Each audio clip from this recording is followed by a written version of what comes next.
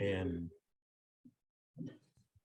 hey, today, what do you get when you get a bunch of guys grouped together and with a common theme of hunting?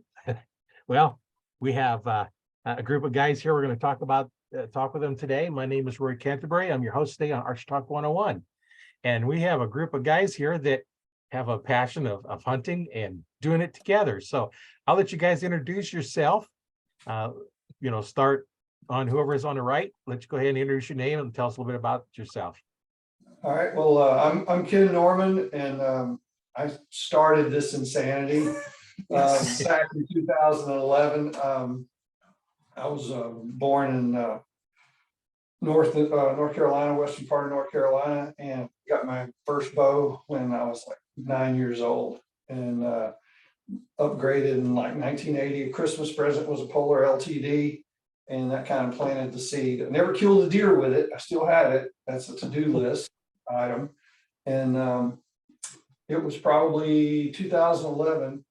I got back into archery and killed my first deer, and it was like a drug. I was addicted, and I came to work, told these guys about it, and hounded them for about a year, and we got them bows and we got started.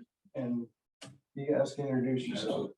And so my name is Brad Goodman. We actually all work together at a local hospital. And so this guy kept yapping about hunting and hunting and hunting. And I grew up on a farm, but the city annexed it into the city limits there. And so we never really got to do a lot of hunting when I was growing up. And so he just kept yapping. He's like, I got to warn you, it's going to be addictive. And I was like, whatever. And here it is, 10 years later, thousands of dollars, countless hours. And he was exactly right. But the thing about hunting for me is the stories. Actually sitting around like this and the banter of the deer camp talk. And that's I think that's my big appeal to all of this. So my name is Travis Applegate. Again, as Ken deduced to that, yes, he started this whole long journey that we've all been on. I hunted when I was a kid, and it was always rifle hunting. And again, he just kept kind of hinting and dropping, hey, you guys need to get into bow hunting, and it's more of a challenge. So I came into this like zero knowledge, period. And once he talked me into it, I got a bow, and I just shot it constantly, all the time. Lucky enough, I had enough of a yard that I was able to shoot it in, and got consistent with it. And there was a 5-year journey of going into the woods and never shooting anything.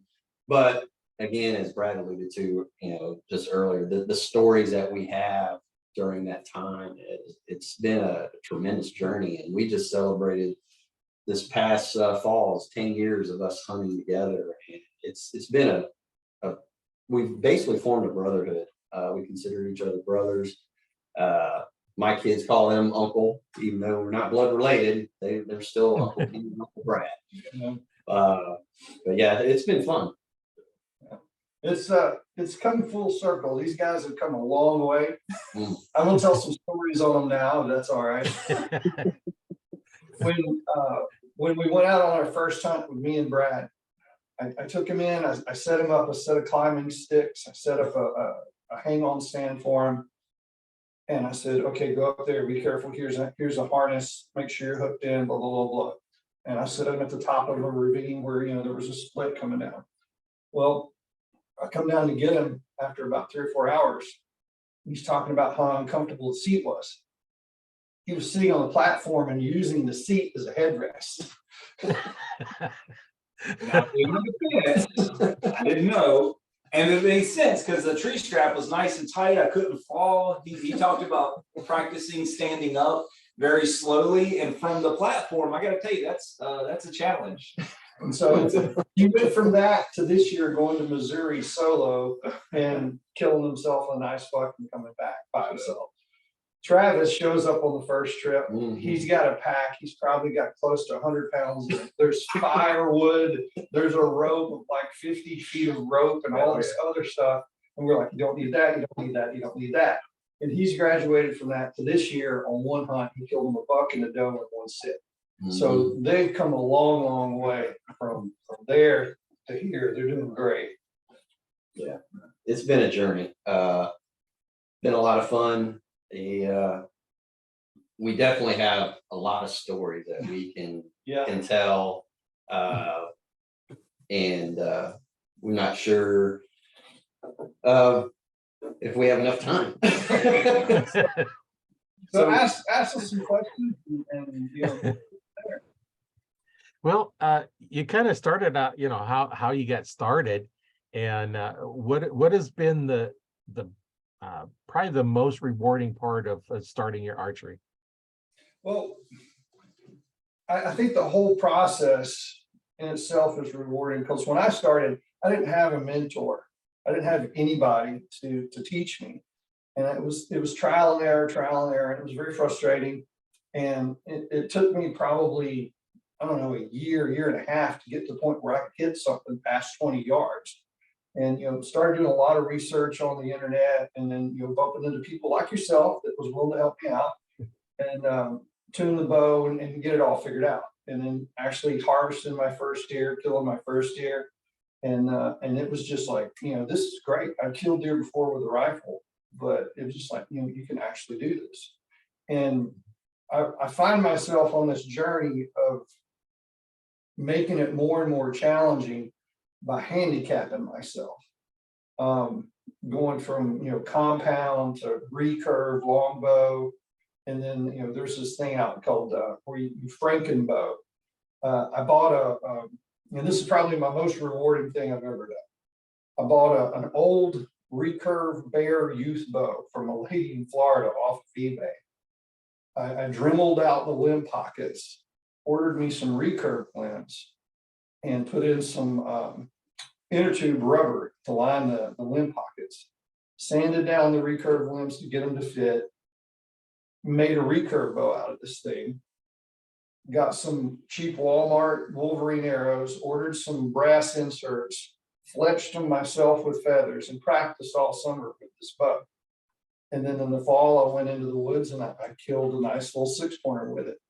And I carry around a piece of that 6-pointer's time on my keychain, because that was the biggest accomplishment, because I did it all from scratch and did it myself. And I've listened to you. I know you've shot recurve, a traditional, before, and trying to deer hunt with a recurve bow is a feat in itself. But for me to go and build all that and put it all together myself, and then actually go out, execute and kill a deer with it, I was like, this is awesome. You know, I've accomplished something. Mm-hmm. I think for me, it's archery is that never ending. You keep learning, and you see the tactics, you watch the YouTube videos, and you try to put that into place. And each time I realize how little I knew, or how terrible I was, and how did I ever kill my first deer, knowing all that stuff now. So being able, just that journey through learning and experiences, and still having to keep Tweaking it. Yeah, And it's the never failures end up being some of your greatest successes, because you learn from. Oh yeah. You know, Right. You go back to the woods and you go to sit up and you go, okay, this didn't work. This happened last time. I'm not going to do that. I'm going to go here. And your failures end up being what builds you to your success. Yeah, I would say just like you said, just trying different techniques. You know, watching some of the other guys on YouTube, and like ground hunting now is kind of something that's piqued my interest. Doing the stalking. The first year we went to Missouri, I wore a ghillie suit and ground hunted, and I saw plenty of deer. Not any of them that I took, but they were still within close enough distance that, you know, if they were of right size, number of points and all that. But just that challenge itself right there was something that I found very interesting. I want to keep on, you know, trying to do that. I guess just break away from the norm, you know, because a lot of people, I guess that's what kind of got us started on a Facebook page, because people that we worked with, you know, they just thought, well, you guys just walk out in the woods, sit in a tree and shoot something. Well, no, it's not. It's not like that at all, believe me. And especially I found it just going and hunting public land was something totally different. Because I grew up hunting on private land. I was fortunate enough, I had family, they had land and stuff, and I was able to go and hunt. So it was kind of that, yeah, just walk out from the back of the barn, go maybe 100 yards, climb up the tree. You know, they had a box barn, sit up in the box barn, wait for the deer to come out. Because it's like clockwork with them sometimes, and boom, shot them. Okay, climb back down and go get it. And the first year that I hunted with these guys, and you know, as Ken alluded to earlier about my 100 pounds of gear that I took, not to mention that 20 of the pounds was just my stand, because they called it my condo stand. I mean, this stand was huge. This table. And, Giant platform stand. I mean, it was a huge platform stand. So- and we're hiking back into public land mountains. Oh yeah, this was a good mile and a half back, and 900 to 1,000 foot Yeah. elevation gain. Yeah, that was a very big learning experience for me. You go as light as you can. But getting back to why we started our Facebook page was so that, and it started out small. I mean, we only had maybe 100 people Yeah. following us, Yeah. and most of that was family, Coworkers. friends, you know, people we worked with. And it was just to kind of give them a little bit of an insight of what we do.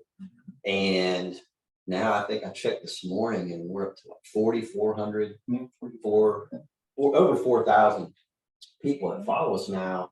And a lot of those are throughout the entire country and world.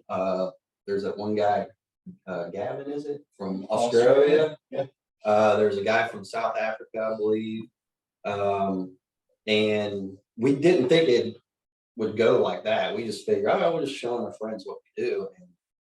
And we do show, you know, not only just the hunting aspect, but even the off-season stuff. You know, I have bought some land a few years ago. I'm trying to get it set up. It's coming along pretty good. And so not only is it the hunting and the archery part of it, it's all the prep work too, the scouting that we do. Yeah, Especially when Ken and I, we went out to Missouri one spring. I think you two guys went out one spring just to go scout and find new areas. And I think that's why we enjoy it so much. It's never ending. It's always something new process. Where we live is pretty diverse. Out here where Travis lives and Brad lives, it's pretty flat. There's a lot of agriculture. And it's easier to hunt. Over where I'm at the base of the Blue Ridge Mountains, steep terrain, not much agriculture. So we get to practice different techniques of how we hunt deer, because the way I'm going to go hunt a deer off the edge of a soybean field or a cornfield is not the way I'm going to hunt a deer back in the mountains on, you know, backside of a saddle, you know, working No. in a tunnel or a thermal. So what I learned from up there and what they learn from here, we share with each other. We both hunt in the same places, and it expands, you know, what we can do. We learn a lot from that. So, and then we take our road trips, go to Missouri. Whereas one year we did 5 states. He did Pennsylvania and New York. We did South Carolina, North Carolina, and Missouri. And with all the different habitat, and I know this is going to be kicking a hornet's nest. Deer are not the same. You know, you go to the Midwest, hunting deer in the Midwest that aren't as pressured as they are in the Southeast, where there's more hunters in the public land woods than there are deer. And I know that's kicking a hornet's nest. It's harder than it is to go out there and do that in the Midwest. The thing that surprised me the most when we went to Missouri the first year to hunt, I have seen more deer in that first week in Missouri that we hunted than usually. A lot of times there's 2 or 3 years combined that I see here in North or in South Carolina, just because they're easily spooked.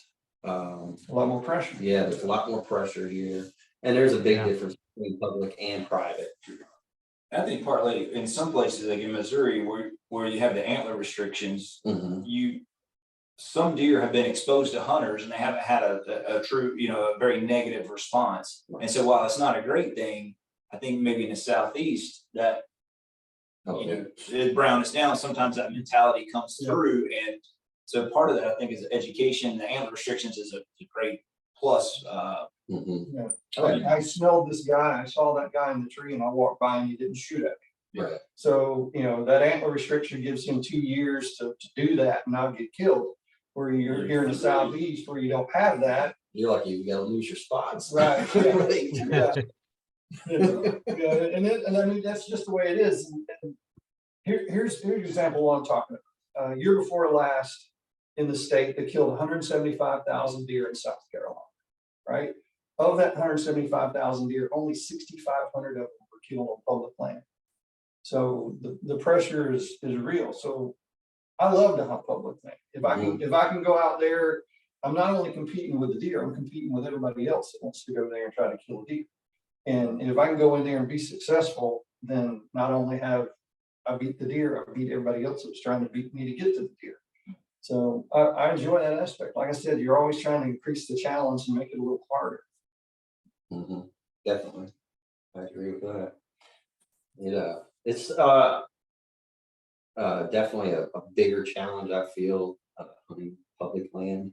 As Ken said, you're not, just out there, trying to get the deer, but just finding these hidey hole pockets that nobody else has possibly, discovered yet or been to. Or I think you found a couple places this year where you're like, it looks like nobody's ever stepped foot here. Yeah. Um, It's about the effort. and that's what I think we really enjoy. The scouting part of it is just going and seeing places and thinking, all right, well, because you're going in there cold, you have no idea. I mean, there might not be a deer within 10 miles, but until you get boots on the ground, and I can tell you that Ken, he works night shift, I work night shift. And sometimes it's 2, 3 o'clock in the morning. I get a text message and it's an aerial view of this. He's like, "What do you think about this area?" And I'm like, "Well, first off, where's it at?" So that's another aspect that a lot of people don't know is how much time we just sit in front of a computer, just trying to find new places to go and thinking, all right, well, you got this side, southeastern ridge here. That's possibly where some deer might bed down during the day when it's cold. And that was a lot of stuff that I've learned from Ken, because again, I grew up just hunting private land and go sit out there, wait for them to walk out and shoot them. Well, hunting the public land is definitely a lot different. And Ken has really educated me and Brad and again, other people, talking with people like you and just people that we've met in Missouri, the boys from Minnesota, and talking with them, we've met a lot of great people along the way, and we enjoy this journey. And they help us out. I mean, it's just, my wife calls it a cult. Bow hunting is a cult. It's like you can walk up to a complete stranger in the mall and sit there and have a 2-hour conversation with them talking about hunting and bows and archery in general. And it is true. And I'll say 99.9% of the time, it is a community where people are really friendly and willing to help you out and share information. And the guys he was talking about in Minnesota, Dustin, they didn't get to go to Missouri this year, but they were drawn and got to hunt Iowa. So these guys that we've interacted with probably now for 6 years sends us maps and says, "Hey, here's where I've killed deer out of this tree right here for the last 40 years. If you guys are coming out, that's a good place to set up." And sends us all this information just to help us out, because they know we're coming from out of state to Missouri, and they're coming from out of state to Missouri, but they're not going to be there this year. And it's just amazing how much people are willing to help each other. And it doesn't seem like you find that in the rifle hunting community as much. The bow hunting community seems a little tighter group of people. Well, like Donovan. Yeah, Donovan, yeah, helped you out. Yeah, I mean, for us on the East Coast, we got people that are halfway across the country that make connections for us. So when we show up, they take us out and put us on places to hunt. Chris came out and helped us drag one time in the middle of the night. Yeah. Chris, another friend of ours out there in Missouri, puts us on some private land from time to time. And like Brad was saying, Brad shot a deer one year, and he hops in his car, drives 40 minutes up to us, and helps us drag a deer out. So one of my deer Yeah. Same place. Actually, that was a place that I shot a doe. And of course, I'm like all excited. I'm texting these two guys, and it hadn't gotten dark yet. And I text my wife, and my wife's like, "Well, why don't you just put another arrow in? Maybe another deer will come by." I'm like, "Yeah, what's the chance of that going to happen?" Well, 20 minutes later, here comes a nice 8-pointer, and shoot him too. So it was, those times that everybody just kind of helps out too, because the doe we were able to find, but the buck, he took off somewhere, and I thought I got him good, had good blood on the arrow and everything. We never trailed found him. it. We trailed him that night, and then we went back the next day and trailed him probably for 4 hours. He went in one direction, I went the other direction. We never could recover him. I think it was a one lung shot, and there's a chance he may have recovered from it, but we weren't able to recover him. There's a story before that though too. We got lots of stories. We got lots of stories. Like We all have stories like that. Yeah, guys coming from the southeast that's used to warm weather. If it gets down in the low 30s, we think it's cold.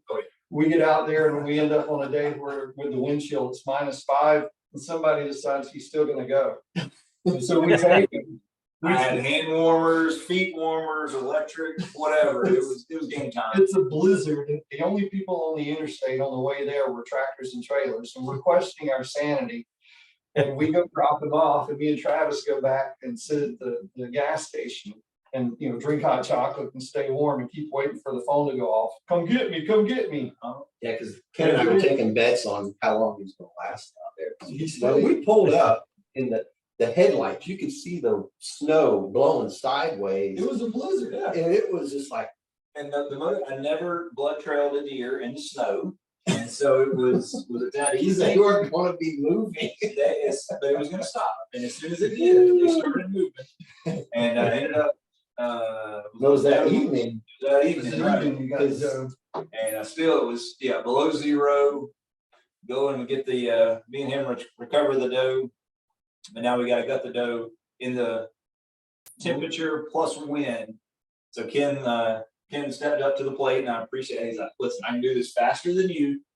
I want you to get ready. I'm going to go gut it real quick. And then as soon as I'm done, I'm jumping back in the truck, warming up my hands because they're going to be freezing." And so appreciate that. And are we stopping at that, or are we proceeding? We'll proceed. All right. There's another layer. Story after story after story. It's with -5 degrees and a blizzard going on outside. We're not going to process this deer outside in that weather. And we were coming back. We really didn't want to wait for a low quality, quick process job, which we had run into previous. It ended up being put in a cooler, carried into the hotel room, and processed in the bathtub. So hopefully nobody ever gets in there and moving off. We sanitized everything, We did. Clorox, rubbed everything down, but it's what we had to do. I mean, I didn't want to get frostbite and lose a finger trying to process the deer out in -5 degree weather with the wind blowing too. So Driving back the day or the day after, I forget which one. Well, I actually do.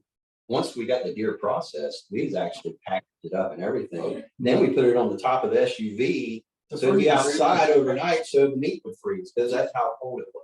It's like, how are we gonna keep this meat cold? And we're like, we'll just throw it on top of the SUV. Nobody can get to it. And put it in the cargo rack, and it was frozen solid the next morning. Then we just put it in the cooler. Yeah. So, like I said, we have tons of stories like that. So if you want to talk about archery, ask us some questions to talk about archery. Situation, last year? And these hunters were coming out of the woods. We were all talking. Actually, you guys were talking to them about the deer sneezing. Yeah. I heard a deer sneezing. And so I went in the next morning, and I hear a sneeze. And I look around expecting to see a headlamp. There's nothing around. I said, I wonder if that's the same one. So here it comes. It starts to get first light. Here he comes. Boom, boom, boom. Pop him. And he went probably 30 yards. This was, first light. And we didn't have any radios with us. We didn't have cell phones out there. No communications. And so ended up bringing him back to the truck. And I was like, all right, what do I do now? So I'm sitting in my tree stand on the corner of this cornfield. And I see this person walking around in the cornfield with an orange hat on. Just wandering around. And I'm like, About where you it's were. like, this is like prime time. This is like right after the sun, sun's come up and sun's been up for maybe an hour. And he's walking. I'm like, what is this guy doing? And then he walks in and I realize it's him. He's coming to get me. And I'm thinking I'm going to go help him get a deer or something. What it is, he's got the deer already in the bed of the truck. But it's just Retrospectively, I would wait. If I did that, I was excited and I wanted to share and yeah, my bad about that. That's actually that deer. I don't know if it's on camera or not, but Yeah, it's on there. So after I did a European on him and actually found out there was what kind of fly was some that? kind of larva. Some sort of, yeah. And ended up having like maggots in his nose. So that's what was causing the deer to sneeze, was the fly got in there, laid eggs, and was agitating the nose. And that's actually why the deer ended up dying. So that was The sneeze got him. yeah. Yeah, that was a fun little story. So, We all have kind of some stories like that. I know one time I was out and a friend of mine, he shot the deer, was on public property, and it come running out and it died about 5 feet off of the road. You could just drive right up to it.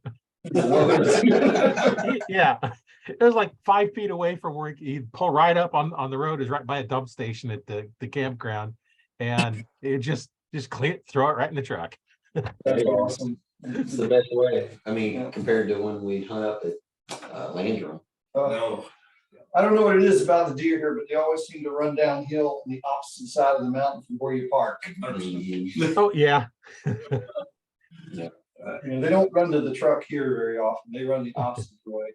I did have a good one that time with you guys. We were in South Carolina on public and was setting up on a spot. It was kind of a bedding area. The wind was perfect. There was a ravine on one side, so they could only either come out my way or the back way.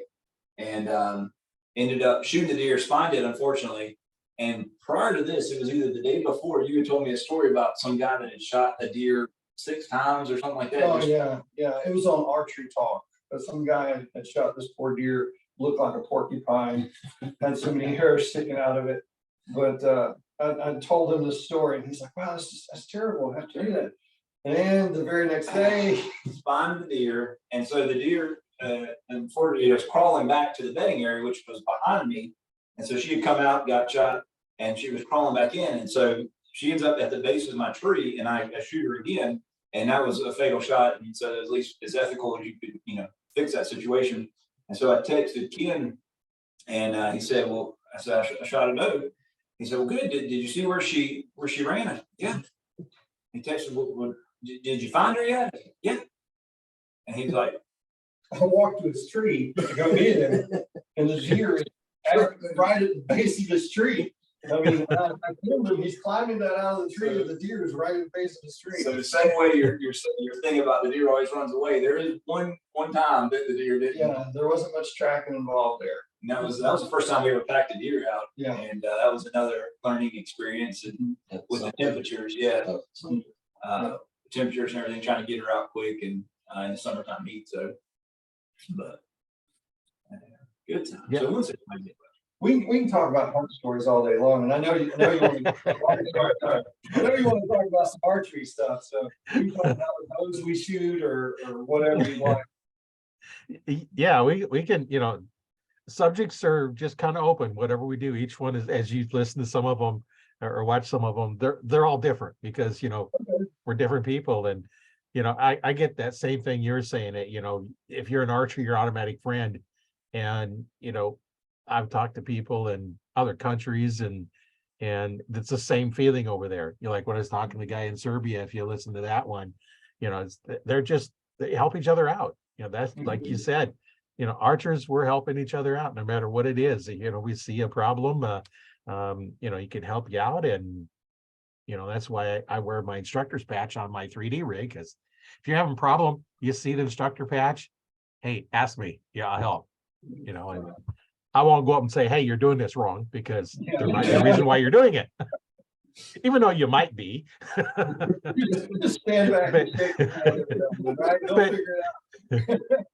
You know, if they're struggling, then you can help them out. But you know, and I've talked to several people who go to, you know, some of these archery events, and you know that they'll finally talk to somebody that's really outstanding shooter, and is like, why didn't you talk to me earlier? Well, you were busy. It's like, hey, if I'm competing, yeah, don't talk to me. But you know, once I'm done, hey, talk all you want. So, Kids, I love to get kids started in archery. I love oh, that. oh yeah, that's, you know, and that's what, you know, the Arch Talk 101 podcast, you know, 101, it's beginners. The Facebook group, Arch Talk 101, Facebook group, as well as I own archtalk101.com.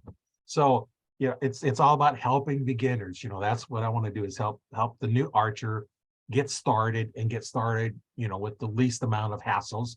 You know, like I started, I had no mentor, just like you, Ken. You say when you started, you know, I started archery bow hunting, and the first time I actually had a shot at a deer, I didn't realize I had a good shot at it. Mhm. You know, it was like 10 yards away. You know, it was the perfect shot. Later on, I figured out, oh, I could have shot that one. I didn't know what I didn't know. And then, you know, you start off with, hey, I seen footprints in the ground. You know, that's where I started. Good day. I seen a footprint. That meant there was deer at one time when it was wet. You know, and then he gets what, okay, I seen a deer. Great day. It might have been running in a field half a mile away, but I seen a deer. And then it gets down to where, you know, okay, now you're seeing deer, you know, most of the time out there, and now they're getting in shooting range. And then next thing you know, it's like, okay, certain areas that you go, you expect to see them, may not get a shot every time, but you know, you expect to see them. And, you know, I found sometimes if it's a full moon, yeah, you're wasting your time in the morning because they've been out walking all night. You know, they're not getting up and moving. You know, I like it when there's no moon, because then it's a little darker. They're not moving as much. You know, I know one time when I was walking out, there was snow on the ground, and it was late enough. There's no leaves, anything on the trees. And my fiber optic pins, you know, generally when they quit glowing, it's time to quit. You know, I don't have to look at my watch or anything, because if my pins aren't glowing, I can't see anything anyway. Right. And, you know, I found if I turn a light on, all I can see is pins. I can't see past them anyway. So I Right. never bothered turning the light on. And this one that I'm looking there, my pins they didn't stop glowing at all. And I found it's got to be, because it looked light to me. Look at my watch. I'm an hour past shooting time. I walked out with no flashlight. It was so bright out. I didn't need a flashlight to go out. So I didn't realize it had gotten dark because it's just so bright from the moon. And, you know, those things, you know, you don't want to set an alarm on your phone, because, you know, then they start going off. And if, you know, I've had times. If you're out in a place like way out in the mountains, like where there's no light pollution from, you know, from like man-made light, that what you're talking about can happen like that, because, you know, the sun goes down, it starts to get dark, but the moon comes up right about the same time. And your eyes adapt to it, and you don't realize that it's that late, because you can still see just as well as you could as the sun went down. Yeah, And yeah, you find yourself walking out without using the flashlight. yeah. And I've had the opposite too. Middle of the day, I have to turn the lights on my pins because I can't see them, because the canopy is so much that there's no sun getting in to light up my pins.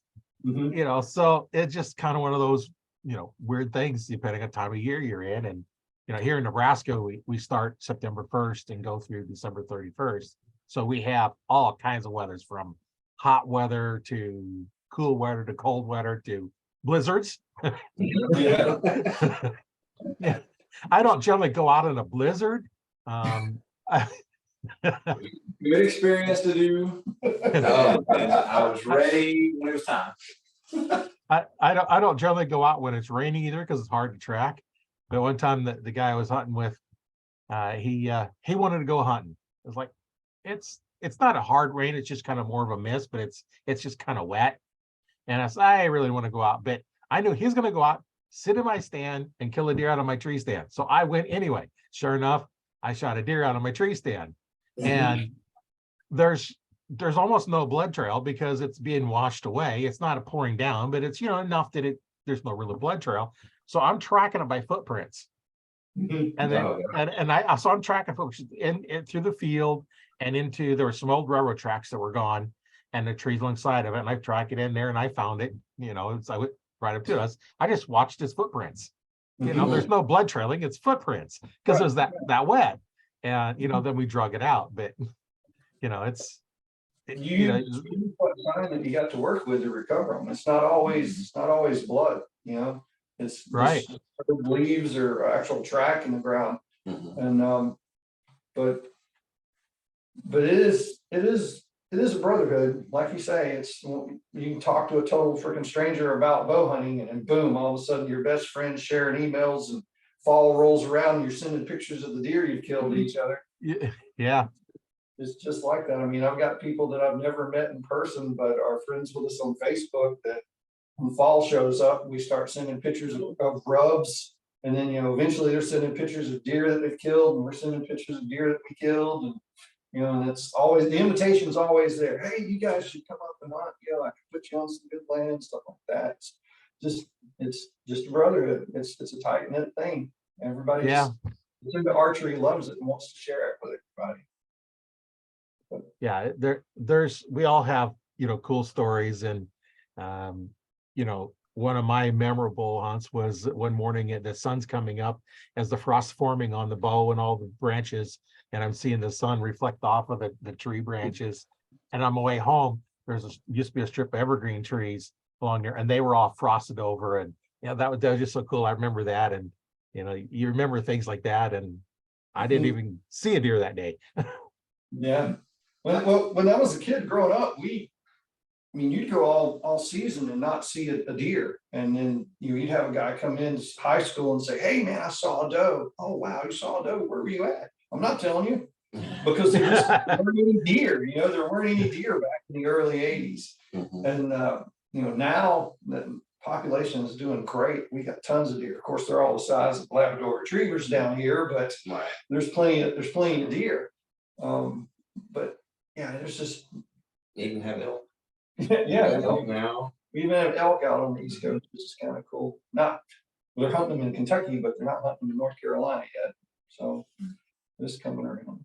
Yeah, they're supposed to be setting up a lottery to be able to apply, and I don't know how many people they're going to select. I don't know if it's 50 or 100 or whatever, because they brought the elk into North Carolina, Virginia, Pennsylvania, probably about 15 years ago, and they said the first 10 years we're not allowing anybody to hunt them, this and that, and then after 10 years we're going to just see how the population is doing. And you go to Maggie Valley, and there's elk everywhere up there. And so eventually, because there's not enough predators around here big enough to be able to take down, a full-size elk, because we don't have a wolf population here. They say we don't have mountain lions here, but Officially we don't have officially we don't, but officially we don't. It's illegal to kill one.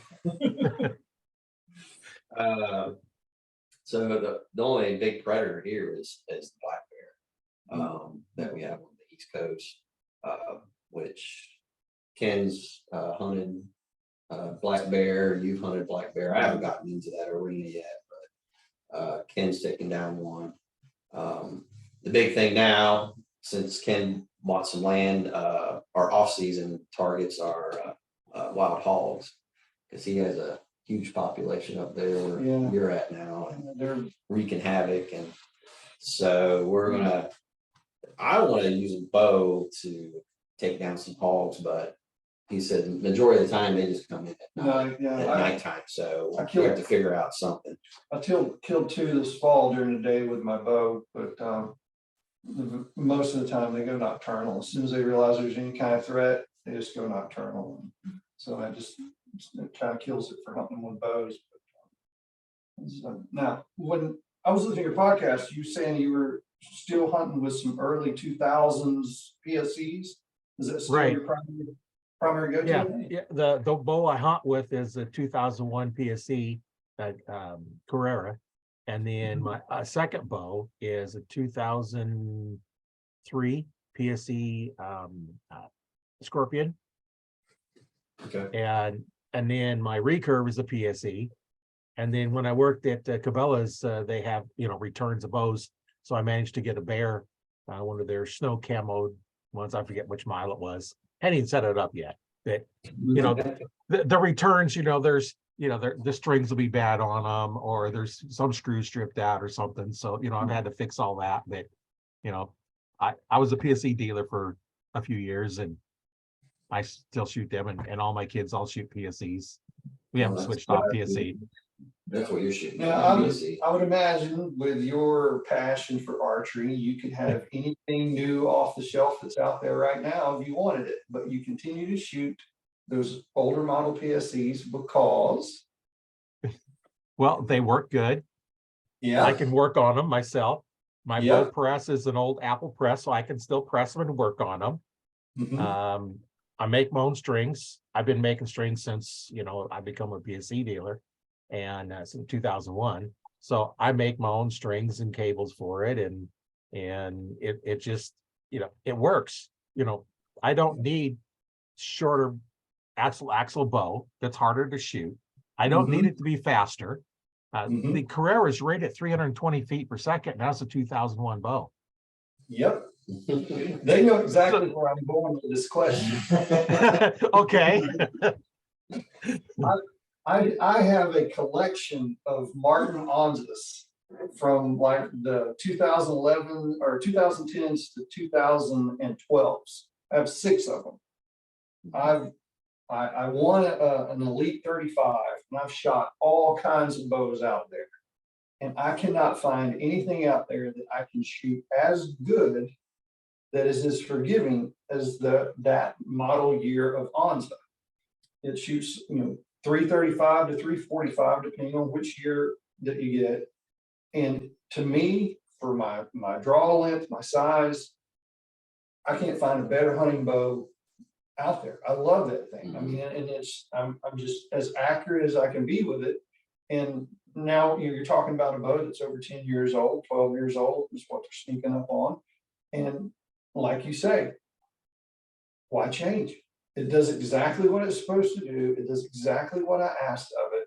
I mean, I did a video shooting a saltine cracker at 50 yards with one of them. So why do I need to stop shooting that if I can do that? And with a 468 grain arrow, it blows right through any deer that I shoot at. So, I mean, the new bows, yeah, they're great, they're fantastic, but I haven't found anything that I can pick up and feel like I can go to the woods with and kill deer efficiently as I am with these things, because I'm just comfortable. No, it's kind of like with me. I shoot the PSC Stinger 3Gs, and these are 10, 11 years old because I got it right before. Yeah, you got the 2013 model. Yeah. Was it 13? Yeah. And I still shoot it. That's what I've killed deer with. I've killed deer in North Carolina, Missouri. And I like that model so much because it's still a solid limb. I don't care for the split ones. And that's just me. I just find it's more comfortable for me, or I don't know. And it might just be the eye appearance of it. But for me to get into it, who had no idea what I was getting into, Ken was telling me, just go to Bass Pro or Cabela's or somewhere and just put some bows in your hand, see what feels comfortable.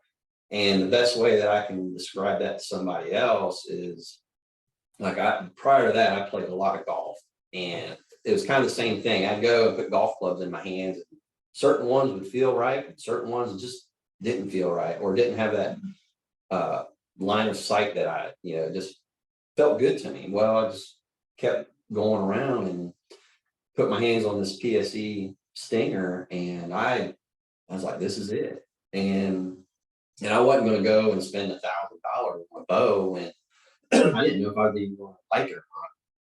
Well, was it 2 years later, I bought a second one. And so I got 2 PSE Stingers, solid limbs, and I can't imagine going anything else. I feel comfortable with it. I'm confident with it.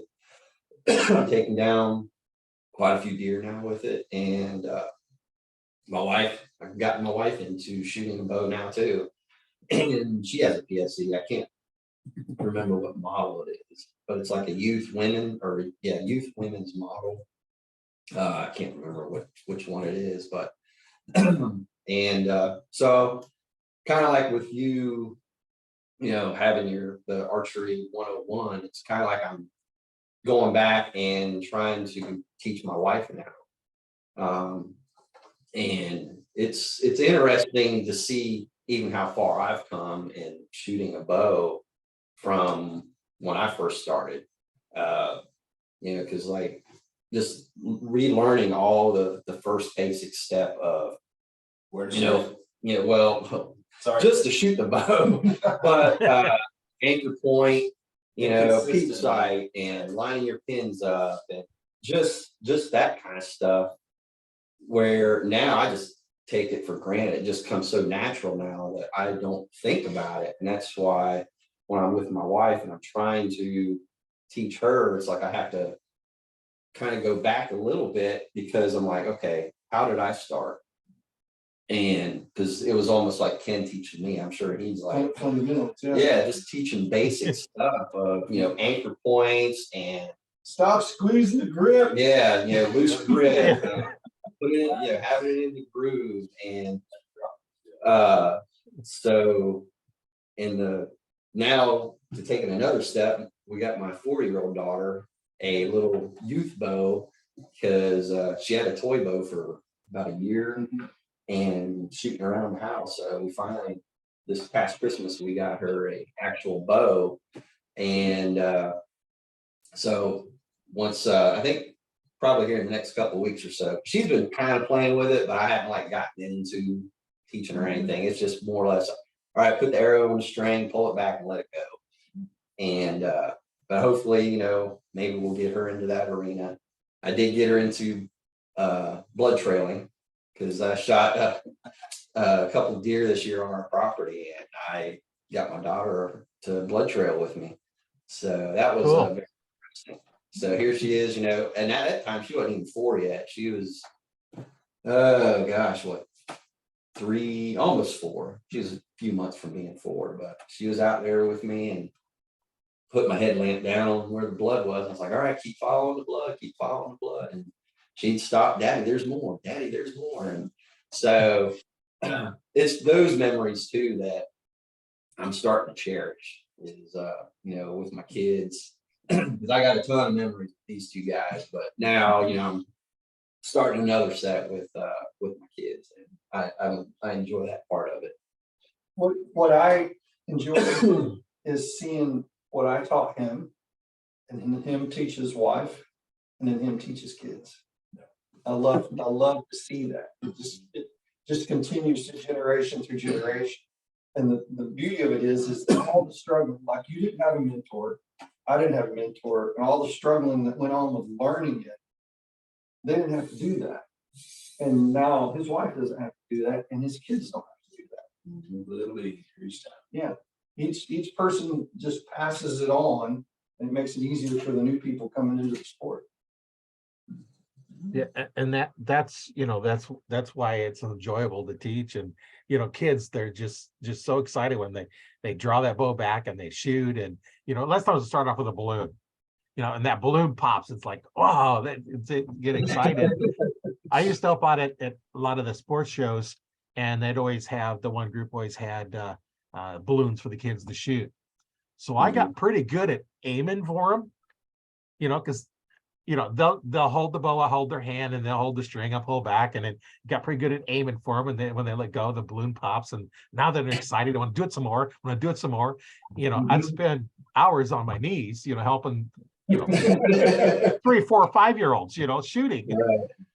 And that was just a lot of fun. And I know my youngest, he picked up archery, and he just kind of went. And he'd, when I had the store, he'd come out, he'd shoot all day long. He had a whole pile of, mismatched arrows, and he'd just get there and shoot and shoot and shoot, for hours. He'd be over there. Yeah, I would say that about the only time I don't shoot my bow is usually January and February. And March is usually I'll start up again. I'll start practicing, and I'll shoot at least 2-3 days a week. And I'm only shooting for maybe 15-20 minutes. And a lot of it's just keeping that muscle memory going. And Right. Now I had all intentions. I even went and set up and everything, because in North Carolina we have what they call an urban archery hunt, and it runs from mid-January to mid-February. But went out there, set up stuff, but every opportunity I had to go, it was raining. We've had more rain this time of year than I've ever seen. It's crazy. It's the most rain I've seen in years during January and February, which is a little odd, but so I never even got to go out there and hunt. But yeah, usually, because leading up to and during hunting season, I'm shooting my bow consistently, and it's just one another aspect of it is just staying on top of it and Efficiency. yeah, efficiency. To me, again, I just take it back, just muscle memory, where you don't even have to think about it. You're pulled back, so your whole focus is on, all right, I'm wanting this deer to get to this angle so I can have this shot, and I'm not even thinking, when I'm pulling my bow back. If you get to the point where when you're hunting and you shoot the deer and you don't remember drawing the bow, lining up the sights, you just remember the point of release, then you've got that muscle memory. Yeah. Because it just becomes an extension of your body, and the whole process is just muscle memory. And you just focus on that shot and executing that shot, then that's because you've done that. Right. You've shot that bow over and over and over, and it's just an extension of yourself. And before we skip this, I gotta give him a hard time. Archery goes down two paths nowadays. I'm in the de-evolution path. I'm devolving. I'm working towards sticks and strings and going further and further into more difficult ways of getting the arrow to where I want it to be. The other path is technology and the latest and greatest that's out there to be purchased to get the arrow to hit the point that you're aiming at. Brad has taken that path. Tell him your rig. Tell him how your bow's set up and your sight and everything that you have. We got a PSE Bow Madness, and like Kim was saying, when you pick it up, it just feels right. And that was the same scenario there.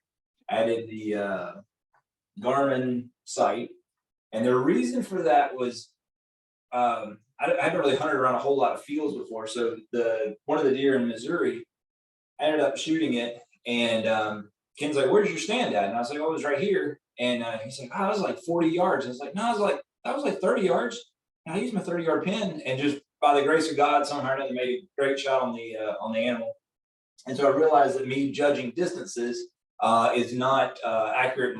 I have drawn my rings. I'm like, that's a that bush right there's 20, so that must be 40. And Ken's able to extrapolate and use a lot of intelligence, and I which I think keeps the group entertaining. But so the Garmin was part necessity for the. It ranges for him. Yes. So he holds it out there, puts Goes it in. pushes the button, tells him how far it is. And it doesn't make a good shot or not, but it does minimize your margin of error. And I think I'm one of those people that need that.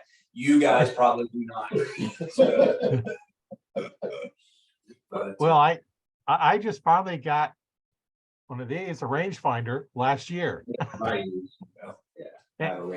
And I hadn't even used it for deer yet. I took it out. We had where we was hunting. It wasn't a spot we could do from archery. So where they was coming through, we had to be back far enough so we might see them. And I was able to range, where we could see them on camera. They're coming out. But I just always, learned how to judge the yardage. And what always gets people is this: well, when you're shooting downhill out of a tree or uphill, you got to aim low. Well, no, you need to learn how to judge yardage. And easiest way to explain it is all carpenters know a 3, 4, 5 triangle. That gives you a right angle. So there was one time I was on the top of a hill, the trail's down at the bottom. I was in a ladder stand. So I was, pretty high above the trail. And, I knew that that was a 20-yard trail. It looked like it was 40 or 50 yards away because of the size of the deer, because I was so far at the angle distance. Well, deer come out, I shot up for 20 and I got it because it was a 20-yard shot.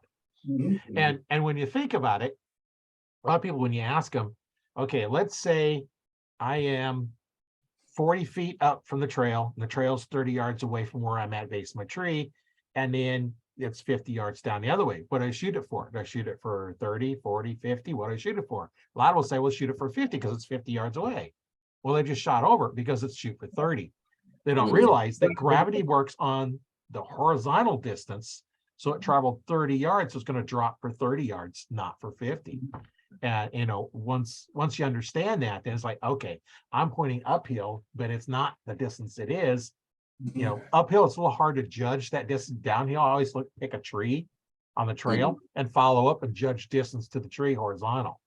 Same thing when I draw back horizontal, get my anchor point, because that is my form, not dropping my arm. And now then I just start bending down until my pin gets where I want it to go.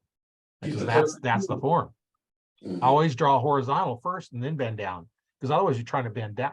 It just doesn't work very well. When a really close, that's really hard shot. Yeah. Oh yeah, the ones that are like inside of 10 yards right underneath you, those are tough. For your wife. Yeah. 6-yard one. Yeah, Christy, my wife, she bow hunts as well. She had a really nice buck come in, and him and her are constantly throwing darts at each other all season over stuff. She had this nice buck come in at 6 yards, and she shot right over the top of his back. But Not once, a couple times. yeah, a couple times.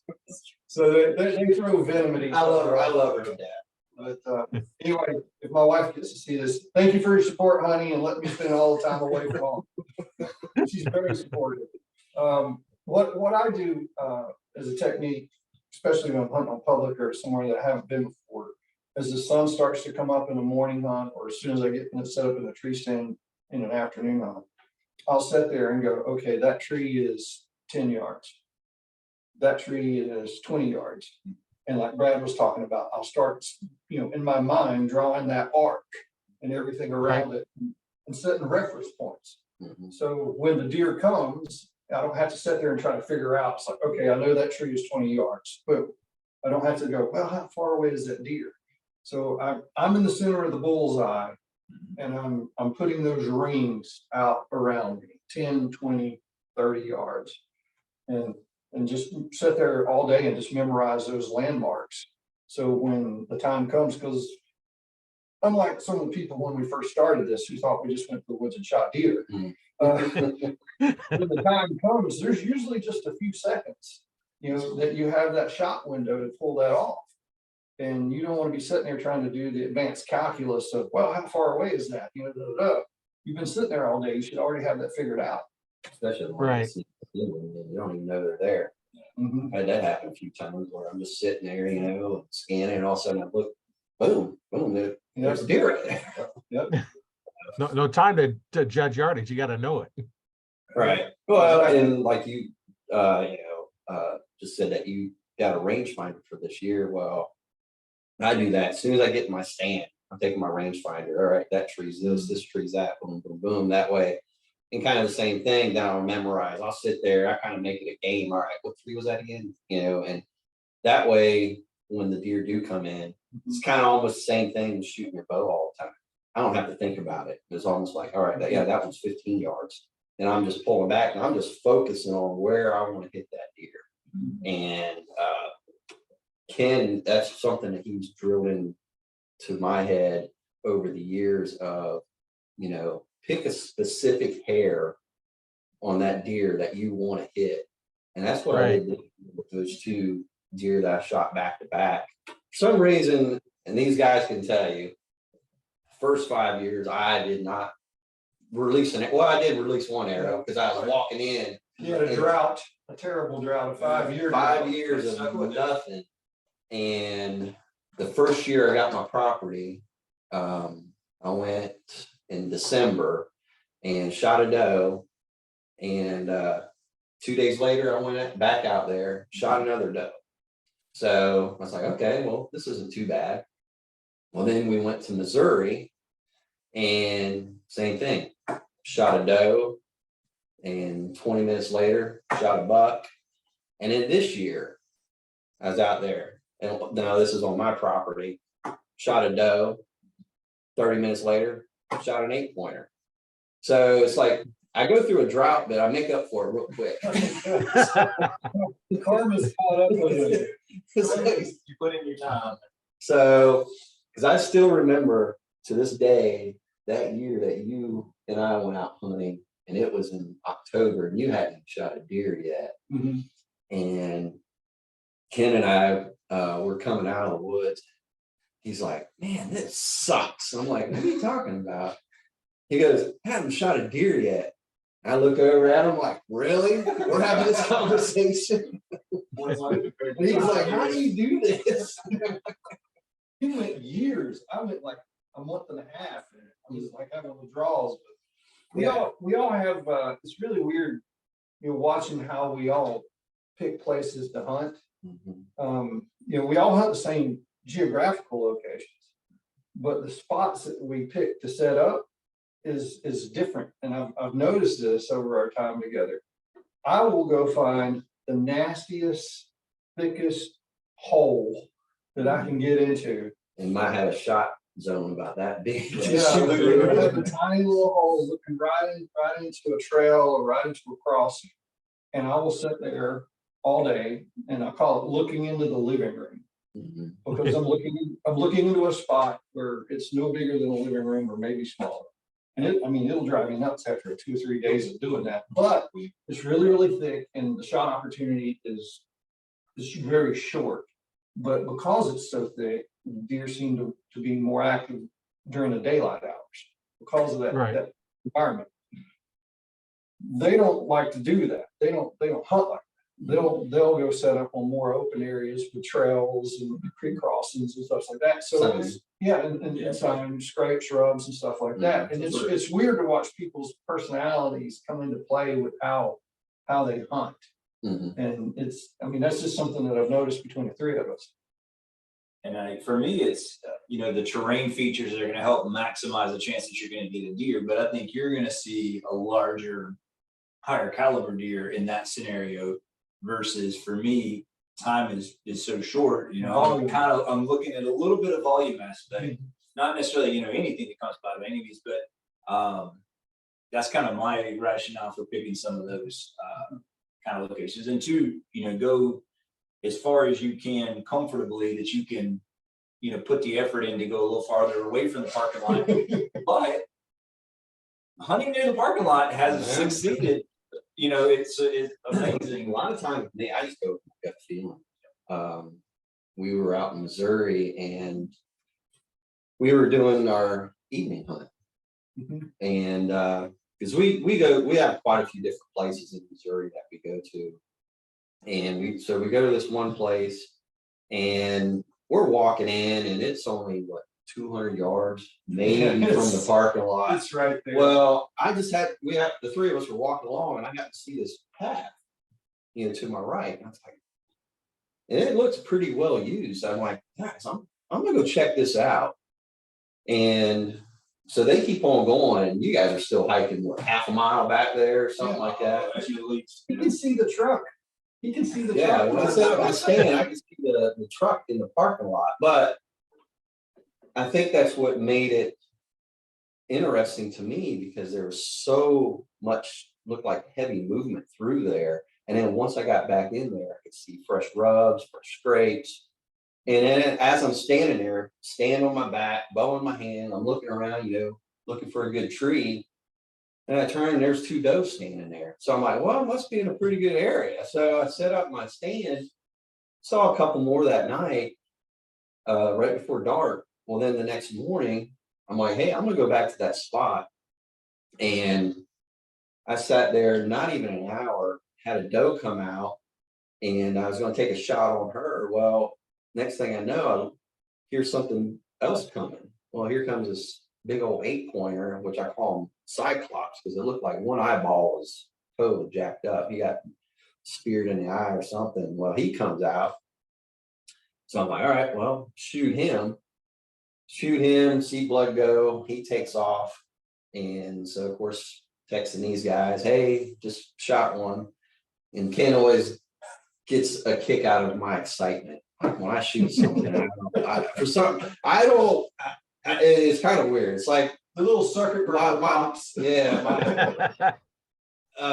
So I'm texting them and I'm like, hey, I'm gonna go walk my 200 yards back to the truck, put my gear away, and I'm gonna go start blood trailing. Well, as I get back out on the path, I see Ken coming. So we walk up to the truck and we're like, all right, well, let's go look for your deer. So I take him back to where the big blood pile was. I'll let you take it from here. And his enthusiasm, we start blood trailing the deer. We cross this deep ravine, come up the other side. Right now, before we do this, I'm standing at the base of this tree. I said, go to the last landmark that you saw this deer run by. Just go stand there and I'll come to you. So he goes down, he crosses the ravine, he goes over and he stands by this tree. And he is just like adamant that that was where the deer ran by this tree right here. So I pick up the blood trail, cross the ravine, come up, turn left and go towards him. There's no blood. There's nothing. Go over there where he's at. We search. Nothing. Can't find any blood. All right. Well, I guess, we'll have to just do a body search for this thing. We go back to the ravine. He goes down into the ravine, goes up on the other side. And I'm like, I'm going to turn right instead of left coming out of the ravine because it looked like there was a trail that went that way. Turned right and there's blood. And the deer went to the right. It didn't turn left. It went to the right. And then it went out through there and into the field and then turned left way out into the field and ran up onto this hill. But the adrenaline was kicking. Mm-hmm. And what he remembered happening was not what really happened with the deer. But to get back to the parking lot scenario, I fall victim to this all the time. You always want to tell yourself, I got to get further away. The more I get away from the parking area, the better chances are there's going to be deer because there's fewer people. 2 years ago, it was a year he killed this deer in Missouri. We had hunted down on the edge of this cut on this cornfield, and there had been people coming in and out on this public land spot. It was getting a lot of pressure. And the night before, I'd gone and looked at the aerial photo, and I was like, I'm going to go on the back side of this cut soybean field instead on the edge of this because there's a pinch of CRP that comes to the cut soybean field. Well, when you go out of state to hunt, you don't get a lot of sleep because you're constantly driving to public land places on Right. this day 5, and I'm tired and exhausted. We pull up to the parking spot, and instead of walking all the way down the soybean field and come around the back end and into the edge of the tree line like a moron, I'm going to cut straight through the CRP to go to that pinch point. I get maybe 75 yards inside the CRP, jump up this huge 8-pointer that's got a doe bedded down by a tiny little pond. And she takes off running and he takes off after her. And those deer had been laying there by that little pond and that CRP less than 100 yards from the parking lot where everybody got out that morning and walked right past them, going deep into the public land. Those deer were laying there listening to people get out of their truck and walk by. Mm-hmm. And of course, because I was tired, I bumped them up out of there. If I'd gone all the way around and set up, I had a chance to maybe get them up when they walked out either in the evening. But the moral of the story is hunt the deer where they are, not where you want them to be. Yeah. Well, going back to that story of, I shot that buck that was 200 yards from the parking lot. I learned a lot that day because I believe what happened is I hit him high in the shoulder and we tracked him for over 2 miles and never found him. But one, it was a very good learning experience for me, and you said it was good for Tracking, you. you Just know, tracking. I mean, there was times we were just finding little drops of blood, and we were almost like leapfrogging each other, just so that we would, you know, stay on it. But we found some good bedding areas. We found that one that it looked Yeah. like. I mean, we called that the buck nest Yeah. because it looked like a nest. It looked like, you know, there's a bunch of all branches and trees and everything, but it was hollowed out underneath there.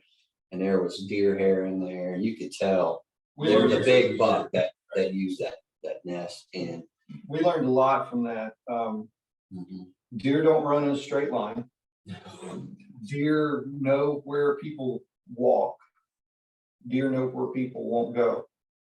This deer made 2 90-degree turns, perfect 90-degree turns. And each 90-degree turn took him into thicker cover. And then as he came out of that cover, he made a 90-degree turn that took him across CRP and put him back into the thicker cover where we found that buck nest. And his entire route, it was not the shortest path. It was not the shortest path at all. His entire route kept him away from where people could see him and from where people walked and where he knew people would be. And that was that was a huge learning experience. It was like, you know, they know where people travel, and they will get themselves away from that or put themselves in a position where they can watch it and see you come in and out and know when it's safe to move. They're a lot smarter than people give them credit for. And the thing that when we found that area, it wasn't a huge area where he was living and bedding, but it was safe, it was logical. The wind was, you know, played in perfectly. It made sense generation after generation. It's a little pocket. yeah, And and same it was thing all with- surrounded by CRP, and it was just this little pocket there that he had definite range of seeing Oh yeah, in all directions. safe. So Southwest wind coming up over the top of the hill, rolling in, so he could see anything coming from the east and the south. And he could smell anything behind him coming over the hill from the southwest. Because you crawled in there and actually laid down in the bed just to kind of see, you know, this makes sense. This is why they're here every time. It was bulletproof. It was a bulletproof place for a deer to bed. It'd be impossible to try to get there and get him. yeah, you'd have to get them going in or coming out because there's no way of, and you'd have to do it by ground too. Yeah. Because there's no trees. And that's a lot of things. A lot of non-hunters don't understand that all a buck has to do to never get killed by a hunter is just don't get up until it's dark. Just don't get up until it's dark. You know, if he lays there in his bed and waits until the sun goes down and gets up, he'll never get shot by a legal hunter. It's that simple. And how many times have you jumped a deer walking through the woods and you're looking like, that makes sense. That's why it's there. But for me, I can't see that. I can't plot that out and say, you know, given this wind, you know, a deer should be here. You're real good about that, about scouting and being able to deduce that. But so many times after the fact, I'm like, ding, light bulb. Yeah, that makes complete sense. That's what But we keep building on everything Absolutely. that we've learned over the years. We definitely share notes. The thing that worked for you was shaking the hell out of the tree. Oh, that's worked out several times. Yeah. Brad, well, I'll let you tell it. When this was in Missouri, wasn't it? It's happened in a couple places, not so much in the southeast, but the ground noise, and you had an experience too to piggyback off all this. He had a buck coming in and was grunting, was doing all the right things, and the buck just wasn't buying it. Dropped your phone, buck came over, ended up getting shot. And so I'd heard these kind of stories and videos and THP, and you know, everybody, you know, make it as real as possible. So this past year, I was hunting an area and got out my grunt, did a little rattle, shook the tree right next to me. And I mean, I couldn't even put the rattle down before the buck was straight into me. And so he ended up, you know, coming around behind me in this little creek and then came back out and brought him home. And but it's the pawing of the ground, the scraping of the tree, the making it as real as possible. Well, if you've ever watched bucks spar, really go at it, it's not just grunting and clacking of antlers. I mean, they are making a racket. They're kicking the leaves up, they're bumping into bushes, they're making all kinds of noise. And I think especially here on the East Coast, where there's a ton of pressure on public land hunting deer, they hear that grunt call and just that grunt call, and they're like, oh, well, that's, that's Bobby over in a tree on that ridge. They hunt that in the fall. They'll go over there, because they know when there's really sparring going on, that they'll hear the leaves and grunting and clacking of antlers and Snapping of branches. Yeah, and all of that. twigs. They'll hear the full thing. It's you gotta sell it, they get Right. smart. And then that's the sad part. And I got sucked into it too when I first got into the bow hunting aspect. Is there's so many gimmicks that that people are selling in the stores that oh, buy this will get deer and blah blah blah. And when I got my buck this year, it was the first time that I've ever had a grunt tube per se kind of work here in the Southeast. Prior to that, like Ken said, as soon as you blow on that thing, deer are going the opposite way. They're not even coming close to you. But this year, I think it was just because it was during the rut, and I had nothing to lose. It was like, well, I may as well try it out, because he was still far enough away that I didn't have a shot on him. But I was like, well, we'll give it a shot. And I actually grunted, and he responded to it. And that's the first time I've ever seen a grunt tube work. Now in Missouri, it works a little bit more, but again, it has to usually be during the rut, and just there's times when to use those I guess I call them tools. But the majority of the time, if you can just do where it's natural, like with rattling the trees or scraping the ground and stuff like that, just making stuff sound what was actually going on in the woods.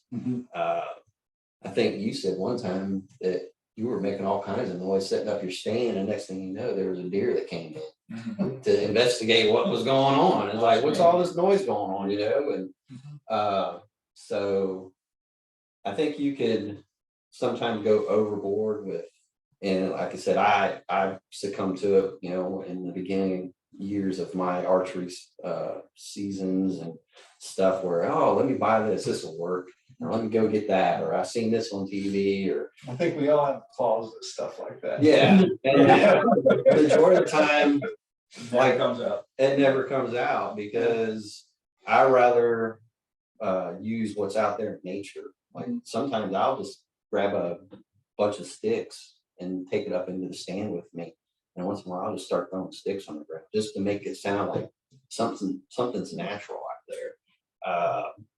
Anything that it might be a possibility to help, I'm gonna try it out.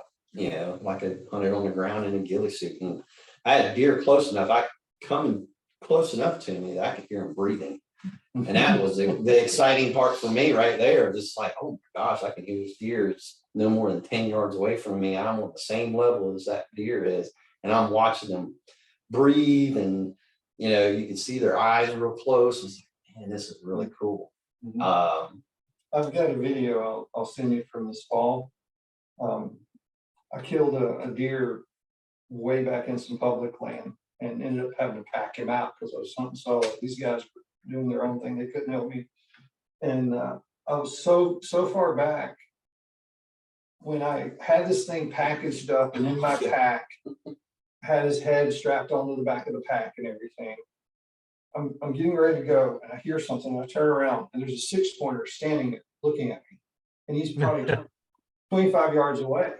So I get my phone out, and this little buck, he circles up above me, walks around, comes down, goes around the tree. He ends up probably within 10 yards of me. I got it all on video. And he's just curious of like what I am and what's going on with that deer head on that pack. And he's just kind of hanging around. And it's because where I was hunting, there's a lot of hikers. So the deer are used to seeing hikers on the trail, on the path. But here's this in the woods next to a deer, and he's just absolutely curious of what's going on there.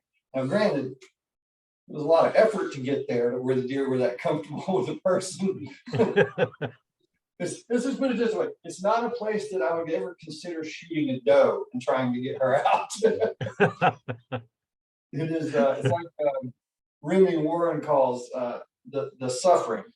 It's part of the challenge is the suffering that makes it more rewarding when you accomplish it, when you achieve your goal. And I think I fall victim to that. You know, it's like I'm always like, hey, one more ridge over, guys. Let's go one more ridge over. A little bit further in there. Let's go a little further. He's like, hey, we're not. Yeah, We're or not. yeah. Travis is hunting the parking lot, and I'm hunting 3 states back. So it's been a rewarding journey, and it's not over yet. It's, you know, each year Mhm. you evolve and you figure out what little things, and you learn from other people, each other hunter, and what's working for them and what can you glean. And that's what I like. There's not a finish line. There's always The next push, goal. push harder, go a little farther, don't go a little farther, learn more. It's that never ending. Increase the challenge. Mhm. Go traditional. Get a recurve, fellas. You know, Let's go farther. make your own redwood bow, you know, Yeah. your red oak bow. All those things you can make it a little harder, a little more challenging. Oh, it's all archery, you know, like you was alluding to earlier, you know, a stick with a string fling another stick, that's archery. Mhm. And what form it takes is up to you, you know. Mhm. It's just all personal journey, and that's what's nice about it, is we can take it wherever we want to go. Right, and it's almost like it's ingrained in our DNA, and I don't want to sound too hokey saying this, but I found a couple of arrowheads or lattice points while I was out hunting before. You know, and you reach down and you pick that up and you're looking at it and you're thinking, okay, this was right around the last ice age, you know, 8,000-9,000 years ago. It's when some guy slung this at something with his atlatl. And he was out here on the same patch of dirt that I'm on. Now he was shooting at a completely different animal than I'm out here hunting, but he was doing the same thing that I'm doing on the same patch of earth 8,000 to 9,000 years ago. Mhm. And, you know, it's like we're wired to do it. You know, it's like we're supposed to be hunting. It's in our DNA to go out there and do that. And when you accomplish it and you're, you know, standing there over your deer that you killed, it's, you know, there's a level of success and a feeling of accomplishment that it's organic. It's natural. It's almost like a feeling of self-reliance. Yeah. You know, you don't Yeah. have to say, you know, dang, I gotta go to the grocery store and get some meat. Mhm. Hopefully, you know, to have what I have or want. Well, it was like the deer I got this year. The day and this is on my own property where I'm being kind of picky. I'm not just going out there and shoot whatever I want, because I'm trying to manage it to a point that when my kids do get old enough and I take them out there, it's like, all right, shoot whatever you want, because there's plenty of it, plenty of deer out Right. here. But this year, my wife, you know, it was middle of November, and as I'm getting ready to walk out the door, my wife's like, just shoot something. We need meat in the freezer. Okay, I'll shoot something.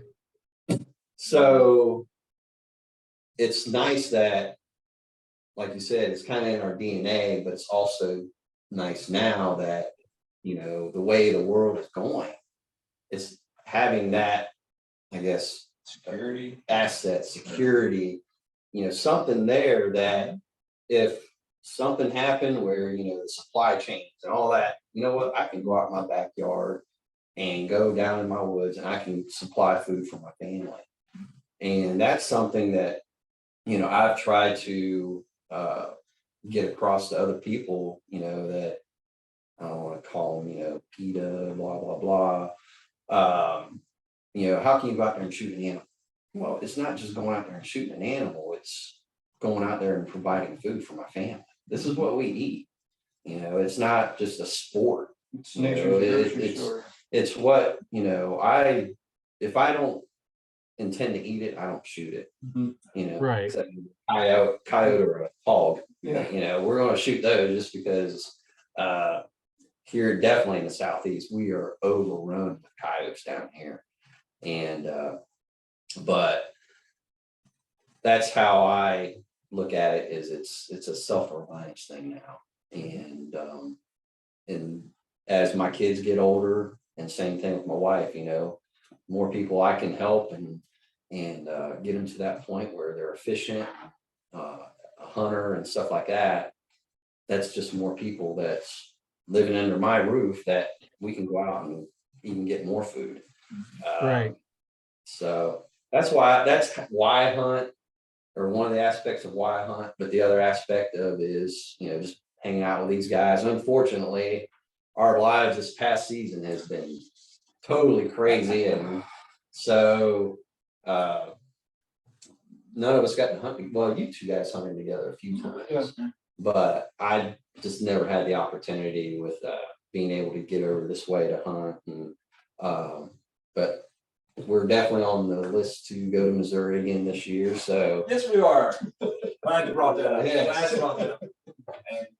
And just to segue, you were talking about your why and your why. I've actually got a different why. And all these are good reasons. I like the challenge that you don't have that safe. Everything in life has got validation and safety features, and you can go out there and, you know, set up your tree stand wrong and there's consequences. You can do everything and get a deer, a wonderful deer. You can do everything right and come home with nothing. And so I like the not risk, but the Uncertainty. Yeah, the uncertainty. The, you know, first time hunter can bag, you know, a one whatever. And so that's everybody's got a little different why. And so hopefully one of those will resonate with your audience. or even hunting, just to go out and scout. Absolutely. Yeah. You know, I almost got bit by a rattlesnake going out to scout, and I was by myself because I think both of you guys were working. And I was going out there, and I actually have it on videotape of me jumping over this rattlesnake. Now, I'd already walked by it because I went to go set up a camera. I was kind of doing this filming segment of me going to pull in. So I mess with my camera. I go set it up, and as I turn around to walk back, there's this rattlesnake laid right out. I'm like, oh my, and I'm jumping. I mean, it shows me jumping and saying a few explicit words. And so the thing is, where I was at, we're 2 hours from a hospital that would have been able to handle me. So I was probably going to call in for my own airlift out myself because I was like, all right, these are my coordinates. Send the helicopter here. Yeah, we got a few rattlesnake copperhead stories to share. But that'll, no matter how tired you are or how sleepy you are, that'll get you moving, get you awake, get you moving. Yeah. I definitely hiked up that mountain, no problem that day. Yeah. And it was the middle of July too, so It's adrenaline pop. yes. Here. What Brad was alluding to, the uncertainty of it. I think all hunters and even people that fishermen are at their core optimists. Because if you say, okay, especially bow hunters, here's a bow, there's 14,000 acres of public land, and you have a 30-yard circle that you're going to sit in the center of to try to kill a deer. I mean, the odds of that is just ridiculous. So you have to be an optimist to say, I'm going to spend all of this money, all of this time, and all of this physical effort to go out there and try to accomplish this, you know, this task, when it's just overwhelming when you look at the sheer, I mean, because all the deer has to do is go, I'm going to turn left. Instead of going right like he's gone for the last 3 weeks, or something scares him and he runs the other way. So in order for us to keep going back and doing that, I think at the core, you have to be an optimist to think that, well, today's the day, today's the day, today's the day. Because if it wasn't, after 5 years, you'd stay home. That's right. But it's just being outside too, or being in the woods, being in nature. I love that more than anything. Just getting out there and seeing new ground, new territory. Like Ken said, he went to a spot that probably nobody's walked on for probably 1,000 years. And I think that's what I like about it too. You know, hunting new areas when we go to Missouri, and planning stuff out, scouting those areas. I enjoy that probably just as much as I do sitting in a tree waiting for a deer. I don't know, plus it's such a detachment from our jobs that we do. Yeah. Our jobs, sometimes we're in high stress situations, and it's definitely a release from that, and not even having to think about that. Disconnecting from society, I guess, if you want to call it that, and just being out in nature. That's probably what I enjoy the most out of everything. I enjoy the scout. He's talking about scouting. I enjoy looking at Google Earth and a topo map for hours on end, and say, okay, this should be a place that a deer should bed. And it could be Missouri, half the country away from us, and then go out there, scout it. And I actually did this with a spot. There was this particular spot that I was looking at for about 3 years. And we finally get out there and we go to hunt it. And I walked to this spot that I had put a pin on Google Earth and said, there will be a buck bed right there.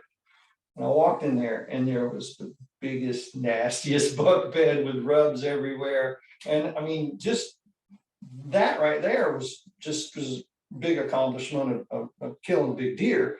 Is that, I read the sign, I looked at the topo, I looked at, the area, and I'm like, there should be a deer right here. If I was a deer would bed right here.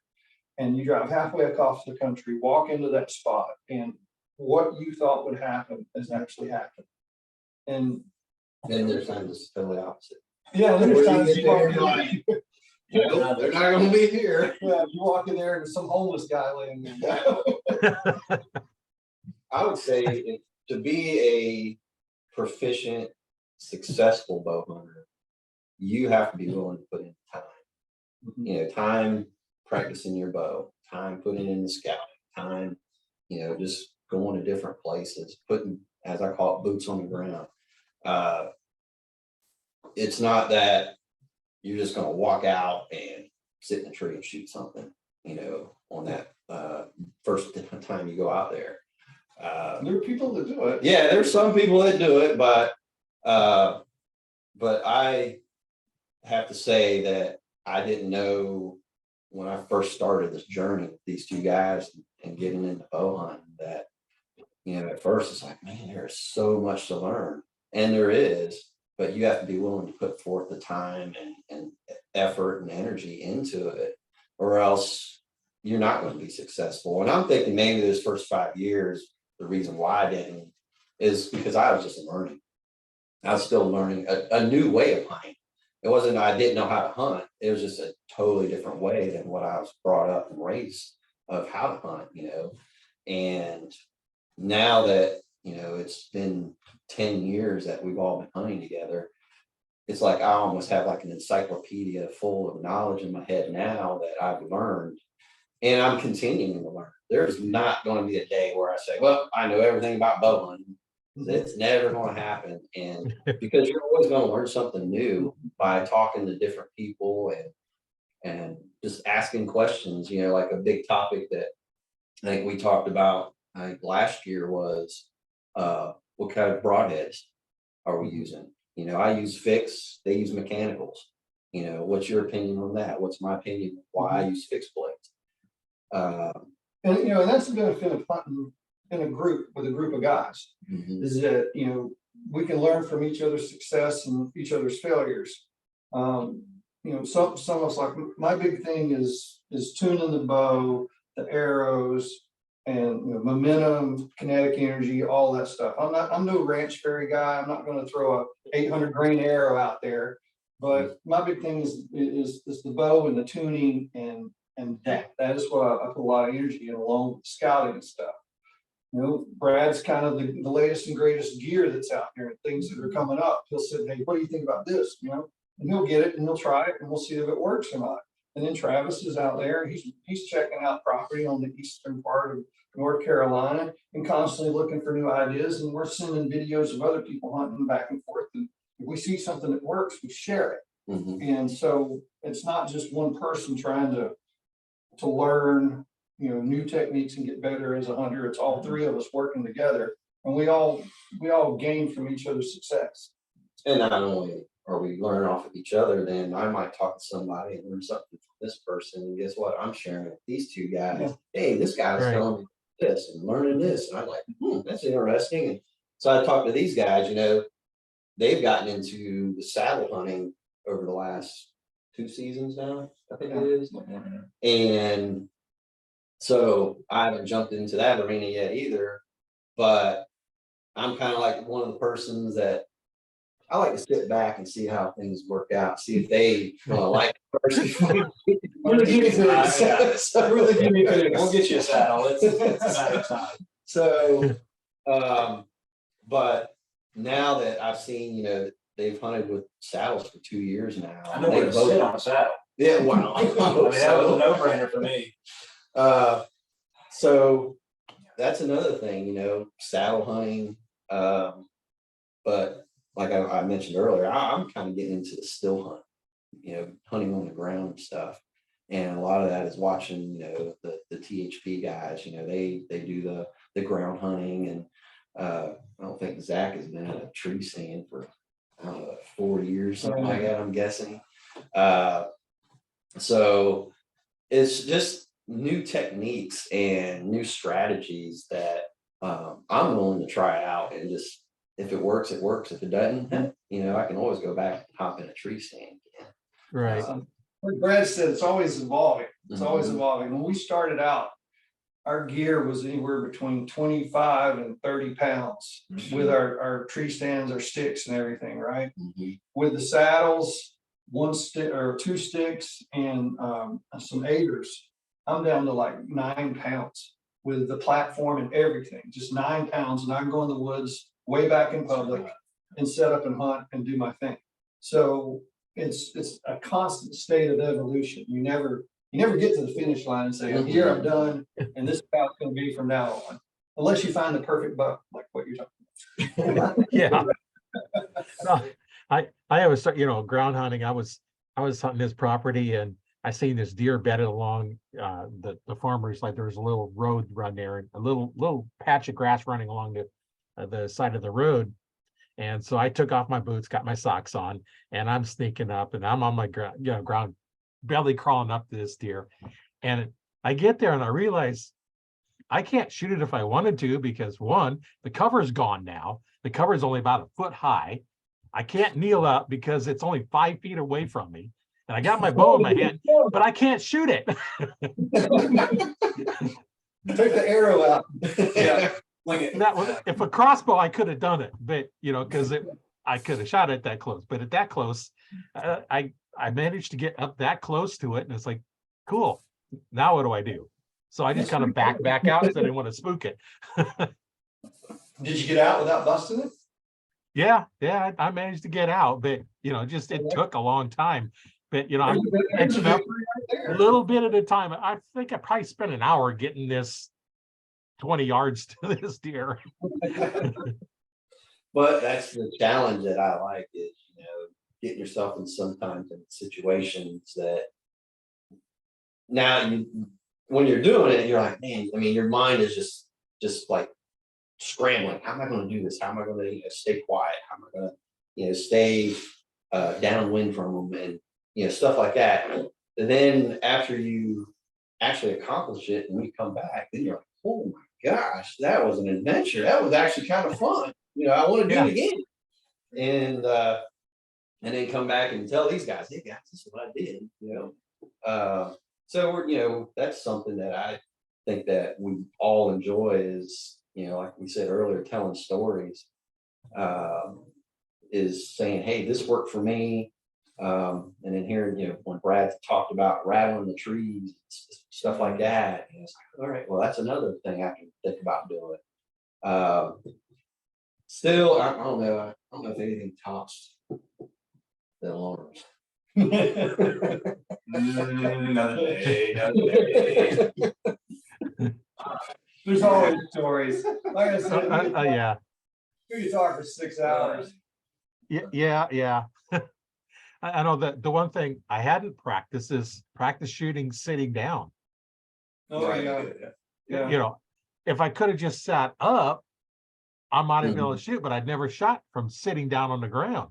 So, Right. that's something that, what position are you going to be in? Can we shoot from there? Like twisting our way around to shoot. Have we shot from that position? And, that's That's something we need to practice. what you're talking about there is one of the reasons that I stay with mechanicals, because when you're in a tree stand, especially with a saddle, it's hard to keep that form perfect. Like Right. the deer that I killed that I packed out, it was back here behind me, and it looked like I was in Circus Soleil the way I was hanging off the tree in that saddle, shooting behind me to make this shot on this deer that was downhill below me. Now, if I've been using a fixed blade broadhead, I'm sure my form was out of whack, and I know that I slightly torqued the bow when I made the shot. Right. Shooting on the range is one thing, but and Bill Winke talks about this. It's one of the reasons he still shoots mechanicals, is that there's shooting 3D and they're shooting on the range, and then there's bow hunting. The deer's never going to be in front of you. Your legs are never going to be perfect. Your shoulders are never going to be perfect. You're never going to have that perfect tee. And there's always going to be, the adrenaline associated with it. So we need something that's a little more forgiving. And I'm Right.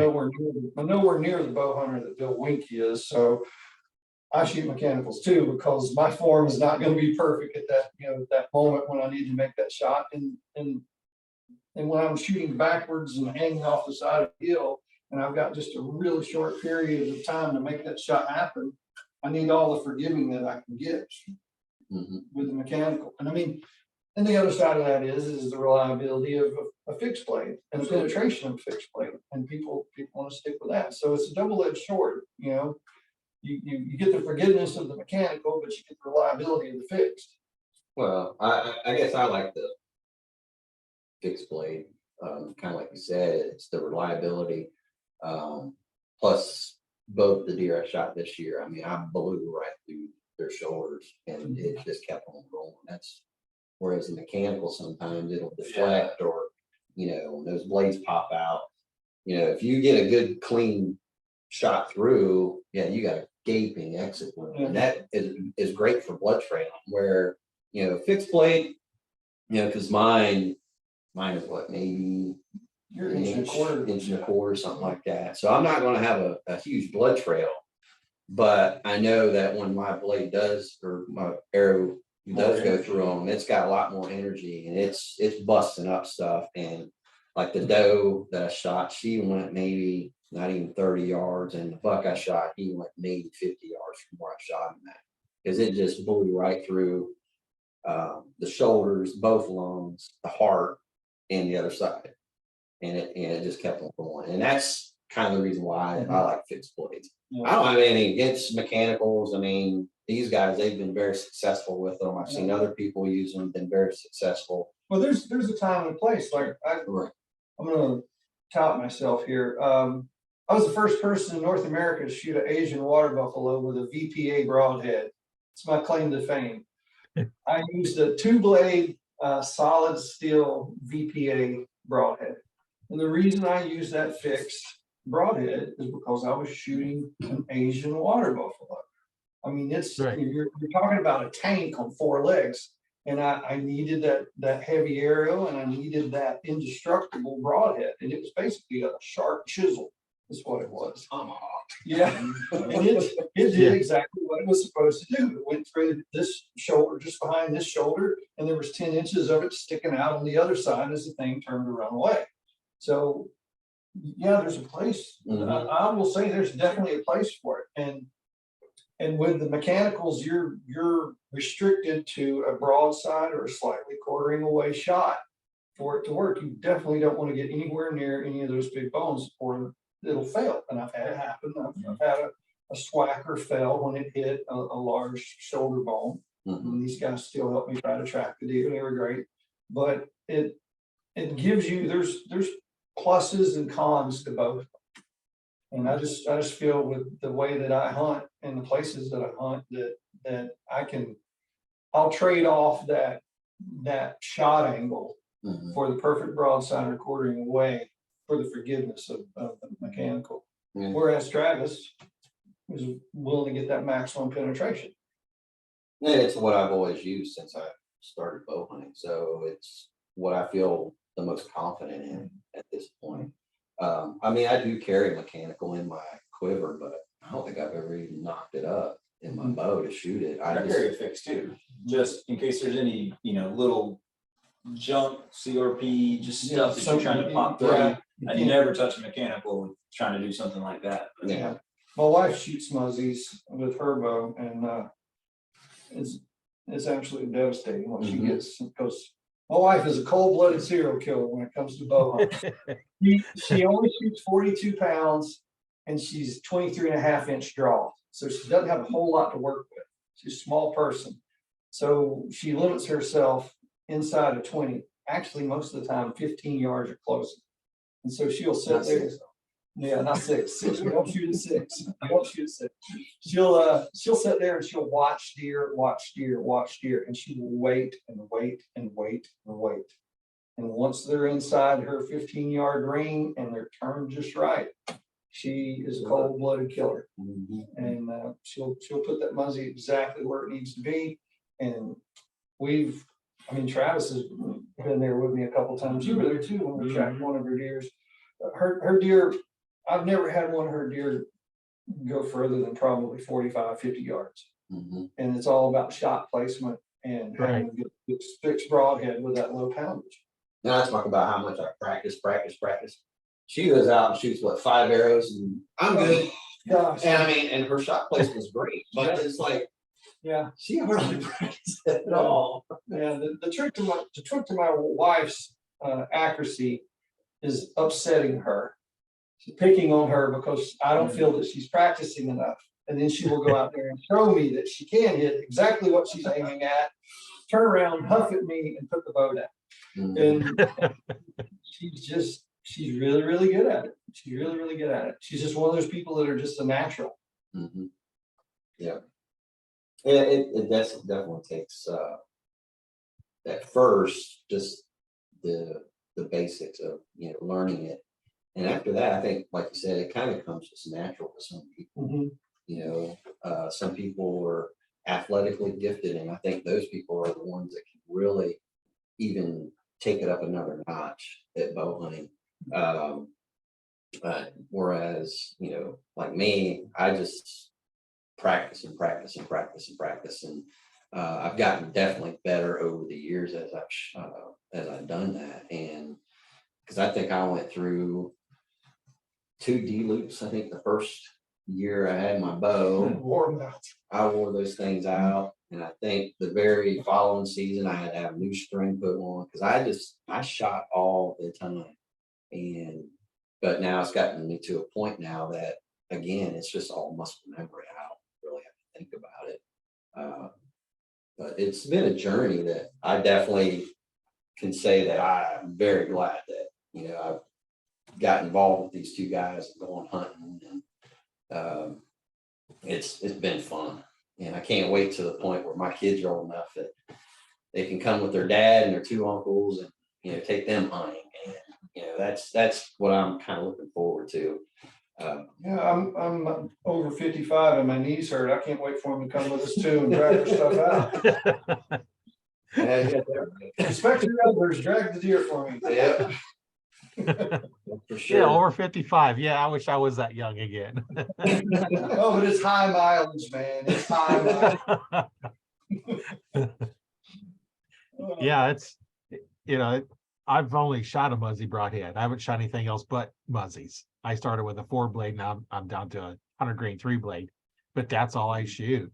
I do have another set of mechanicals when I was going to try and use what I use for target shooting, but when I needed new string on my hunting bow and didn't have it, but I didn't end up using it anyway. But yeah, we had a podcast here, I think a couple times ago. The whole podcast is about broadheads. It was from a mechanical broadhead manufacturer. Look at it. Thorn was the name of it. And, we talked about, mechanicals and fixed blades, and they actually have a fixed blade that looks very nasty. Yeah.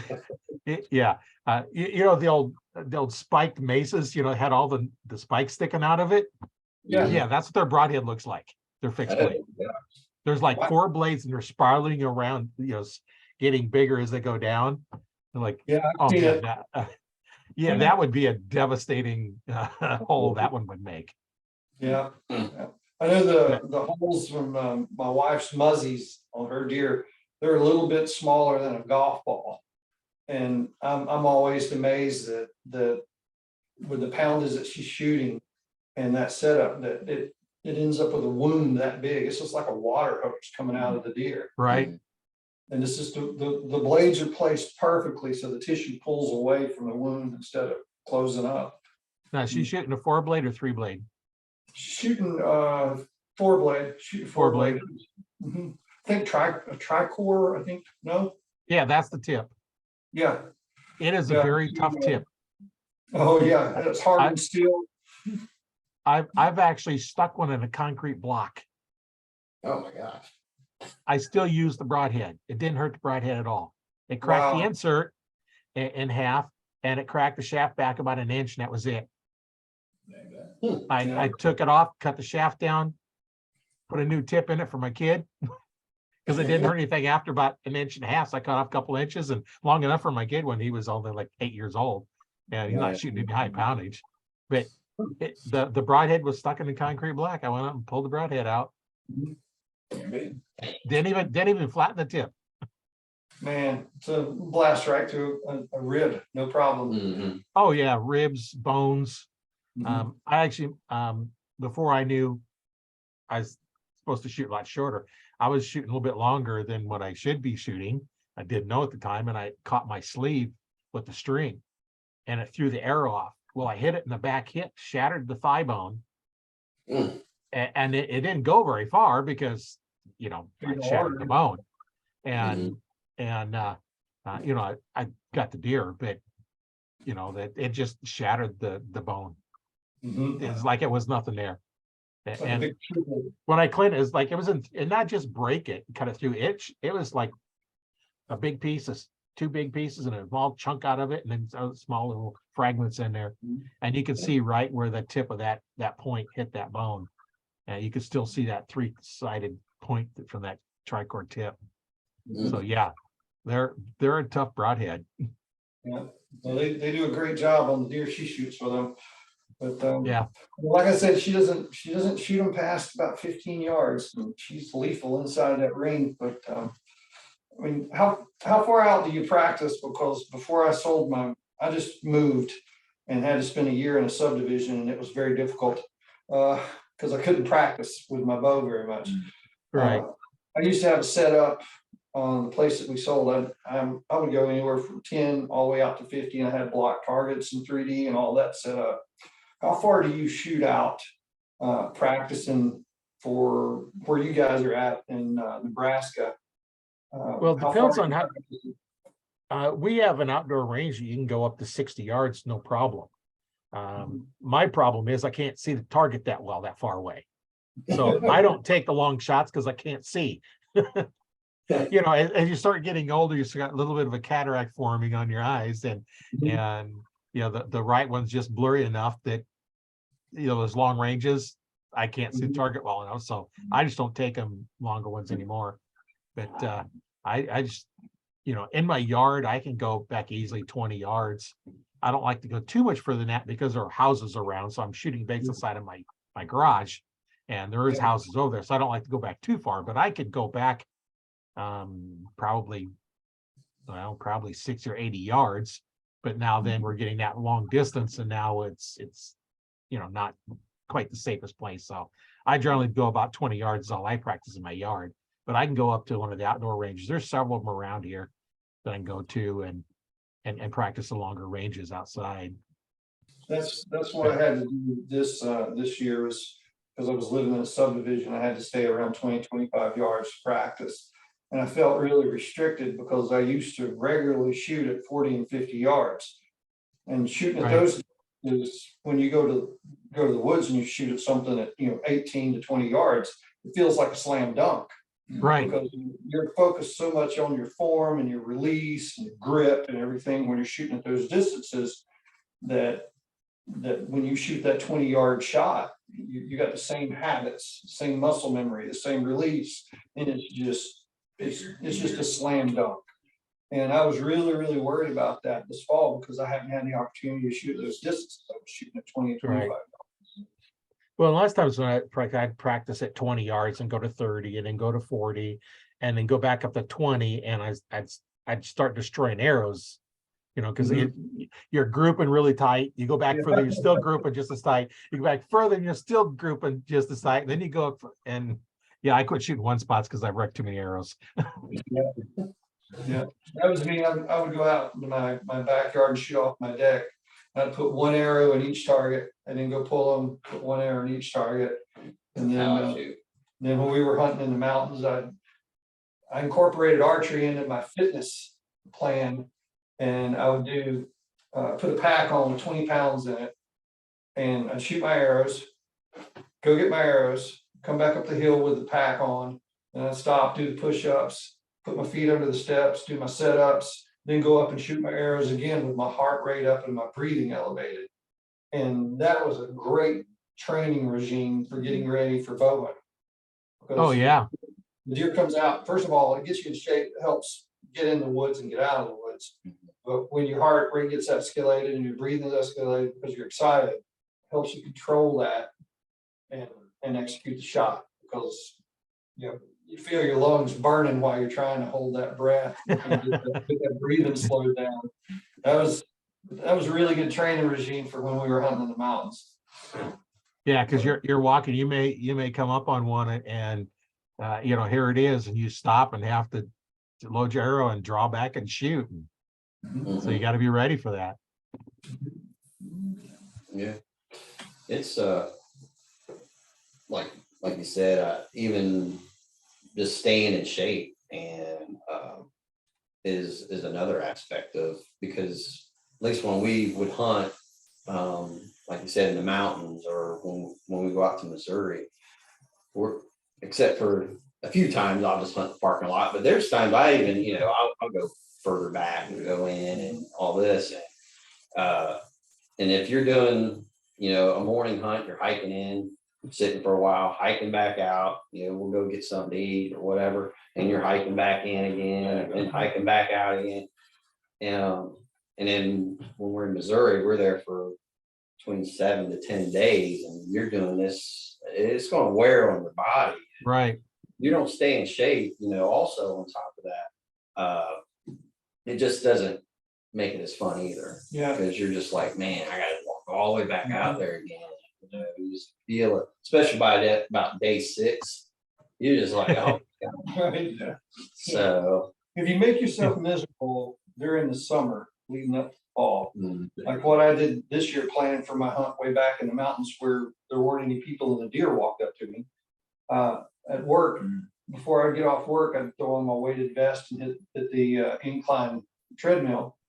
And I knew that I was going to have a certain amount of elevation change, and I knew I was about 1.25 miles in from where I was going to get out of the car.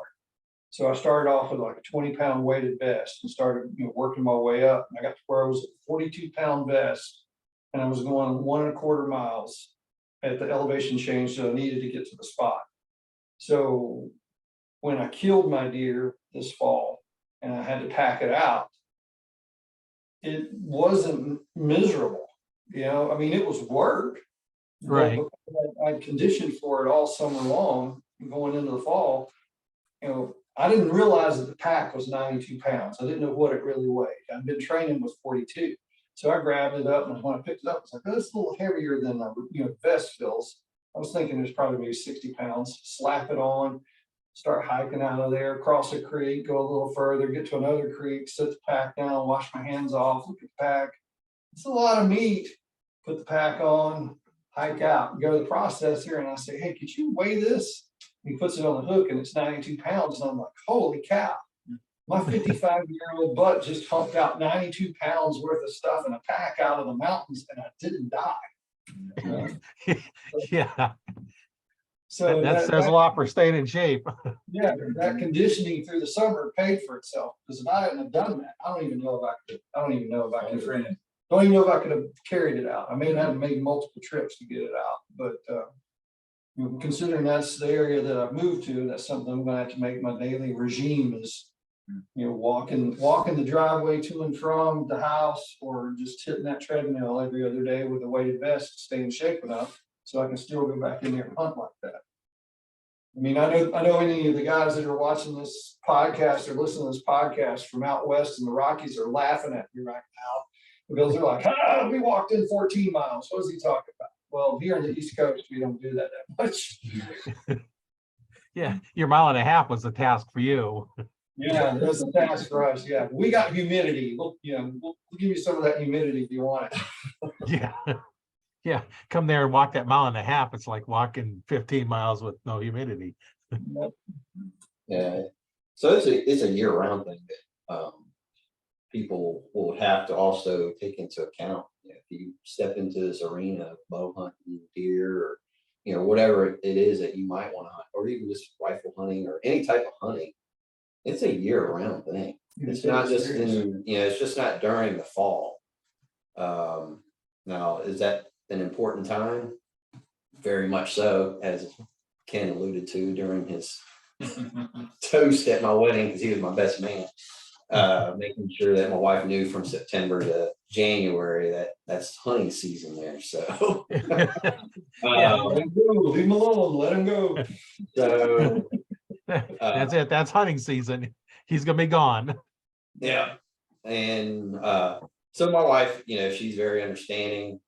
She's been very supportive, and as I said to you earlier, she's gotten a bow now, and she's wanting to get out there and learn, and so I'm excited just to get her started and really get her technique down and teaching her, and then same thing with my kids, as they get older and teaching them, and so it comes back full circle again, when I first started to now I'm teaching somebody. As Ken said earlier, he passed it on down to Brad and I. Now, we're going to pass it down to my wife, and he has a child, and I got two, and we're going to pass it down to them.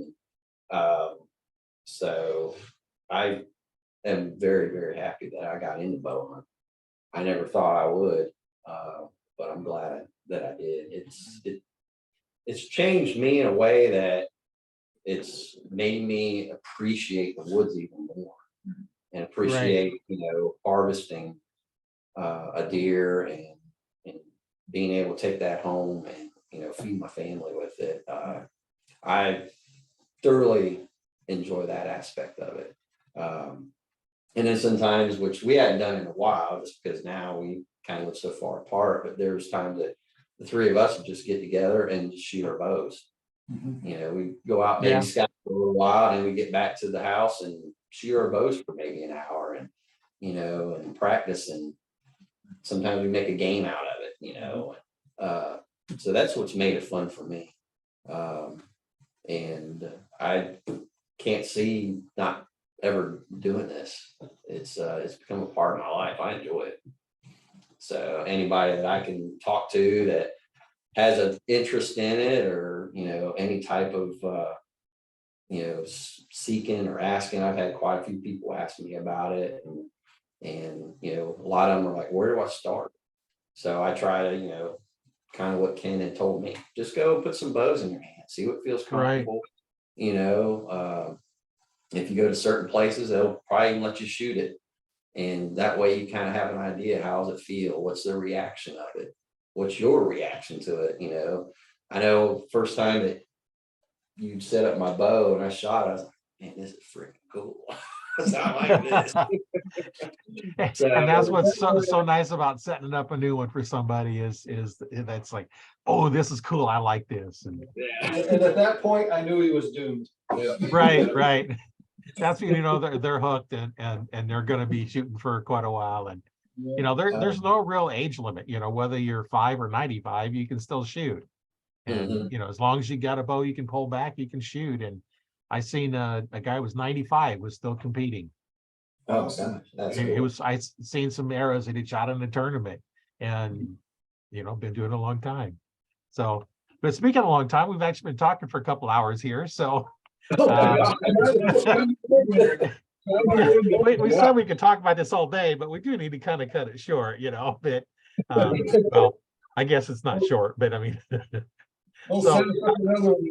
We'll do part 2, 3, 4, 5, however long you want to talk about. yeah, we could do it more. So let's go through, and any parting thoughts for anybody listening or watching this? Well, for me, I'll say that archery in general, like Travis says, has changed who I am. It's changed the way I look at things and how I deal with stuff. It's made it, as far as bow hunting goes, it's made it impossible for me to drive down the road and not look at a cornfield. Mhm. I have to look at a corn or a soybean field. It's just intuitive. I can't stop myself. And it's therapeutic. There's something about getting out there in the morning before everybody's up stirring and just slinging a few arrows, you know, with no distractions or anything. It's like a moment of zen. And any archer out there is going to know what I'm talking about. There is that time on the shot, that rare shot that we all are trying to achieve, that as soon as it leaves the string, you know that the arrow is hitting exactly where you want it to go. Mhm. And it does it. And that feeling is what keeps you going and shooting and trying to do it again, and trying to do it again. And it's like that hole in one in golf, you know, you're striving for it. It's rare, but it happens, and you sit there and you strive for it over and over.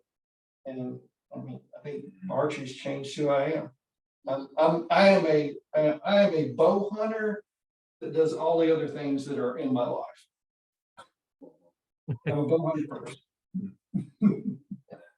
For me, it's the piece getting out of the woods, unplugging for a little bit, and that finish line that keeps moving just a little bit further out of grasp. So the never ending challenge is what my appeal is. Mhm. That's the same thing. Again, you know, from the start of the journey to now,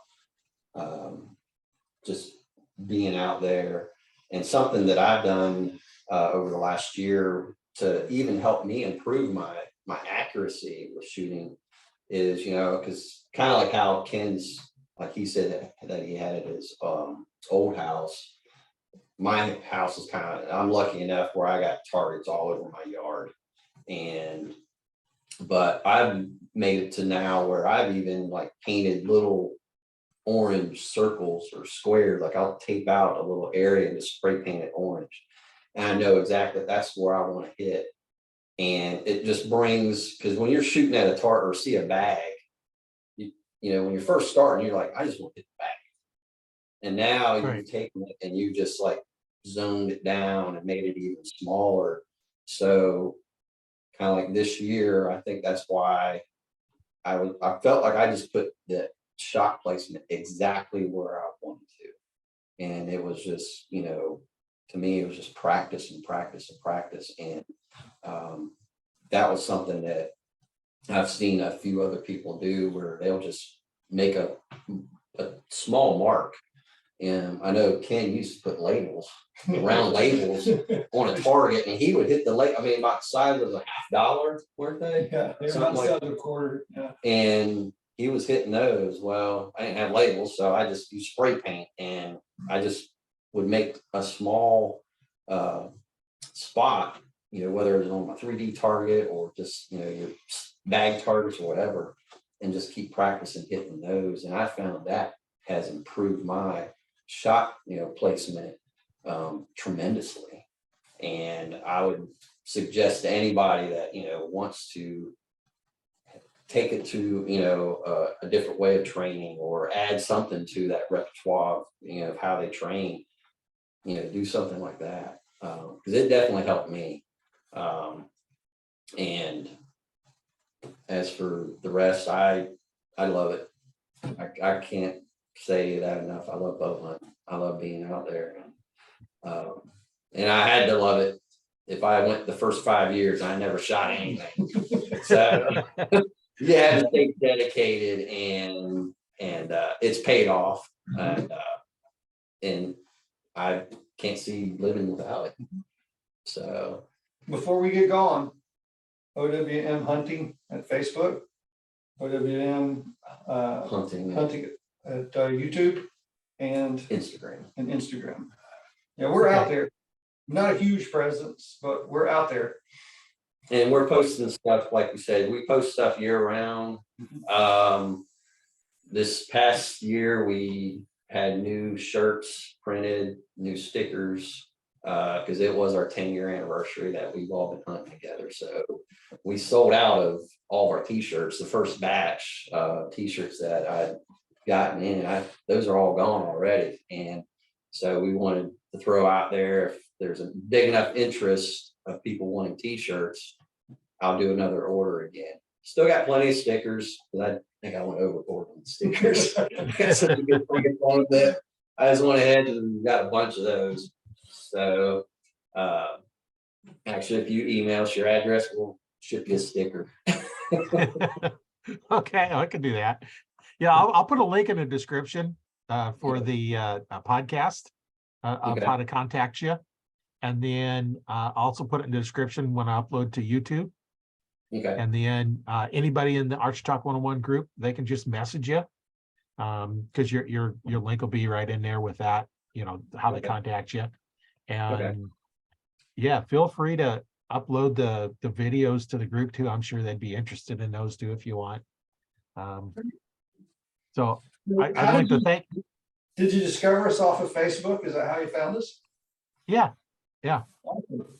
Good Okay. deal. yeah. So anyway, I'd like to thank you guys for being on the show. We went a little bit longer than I normally do, but it's been so interesting. I could even go longer, but we do need to kind of cut it a little bit shorter here. Once again, my name is Roy Canterbury, and I've been your host today on Archery Talk 101.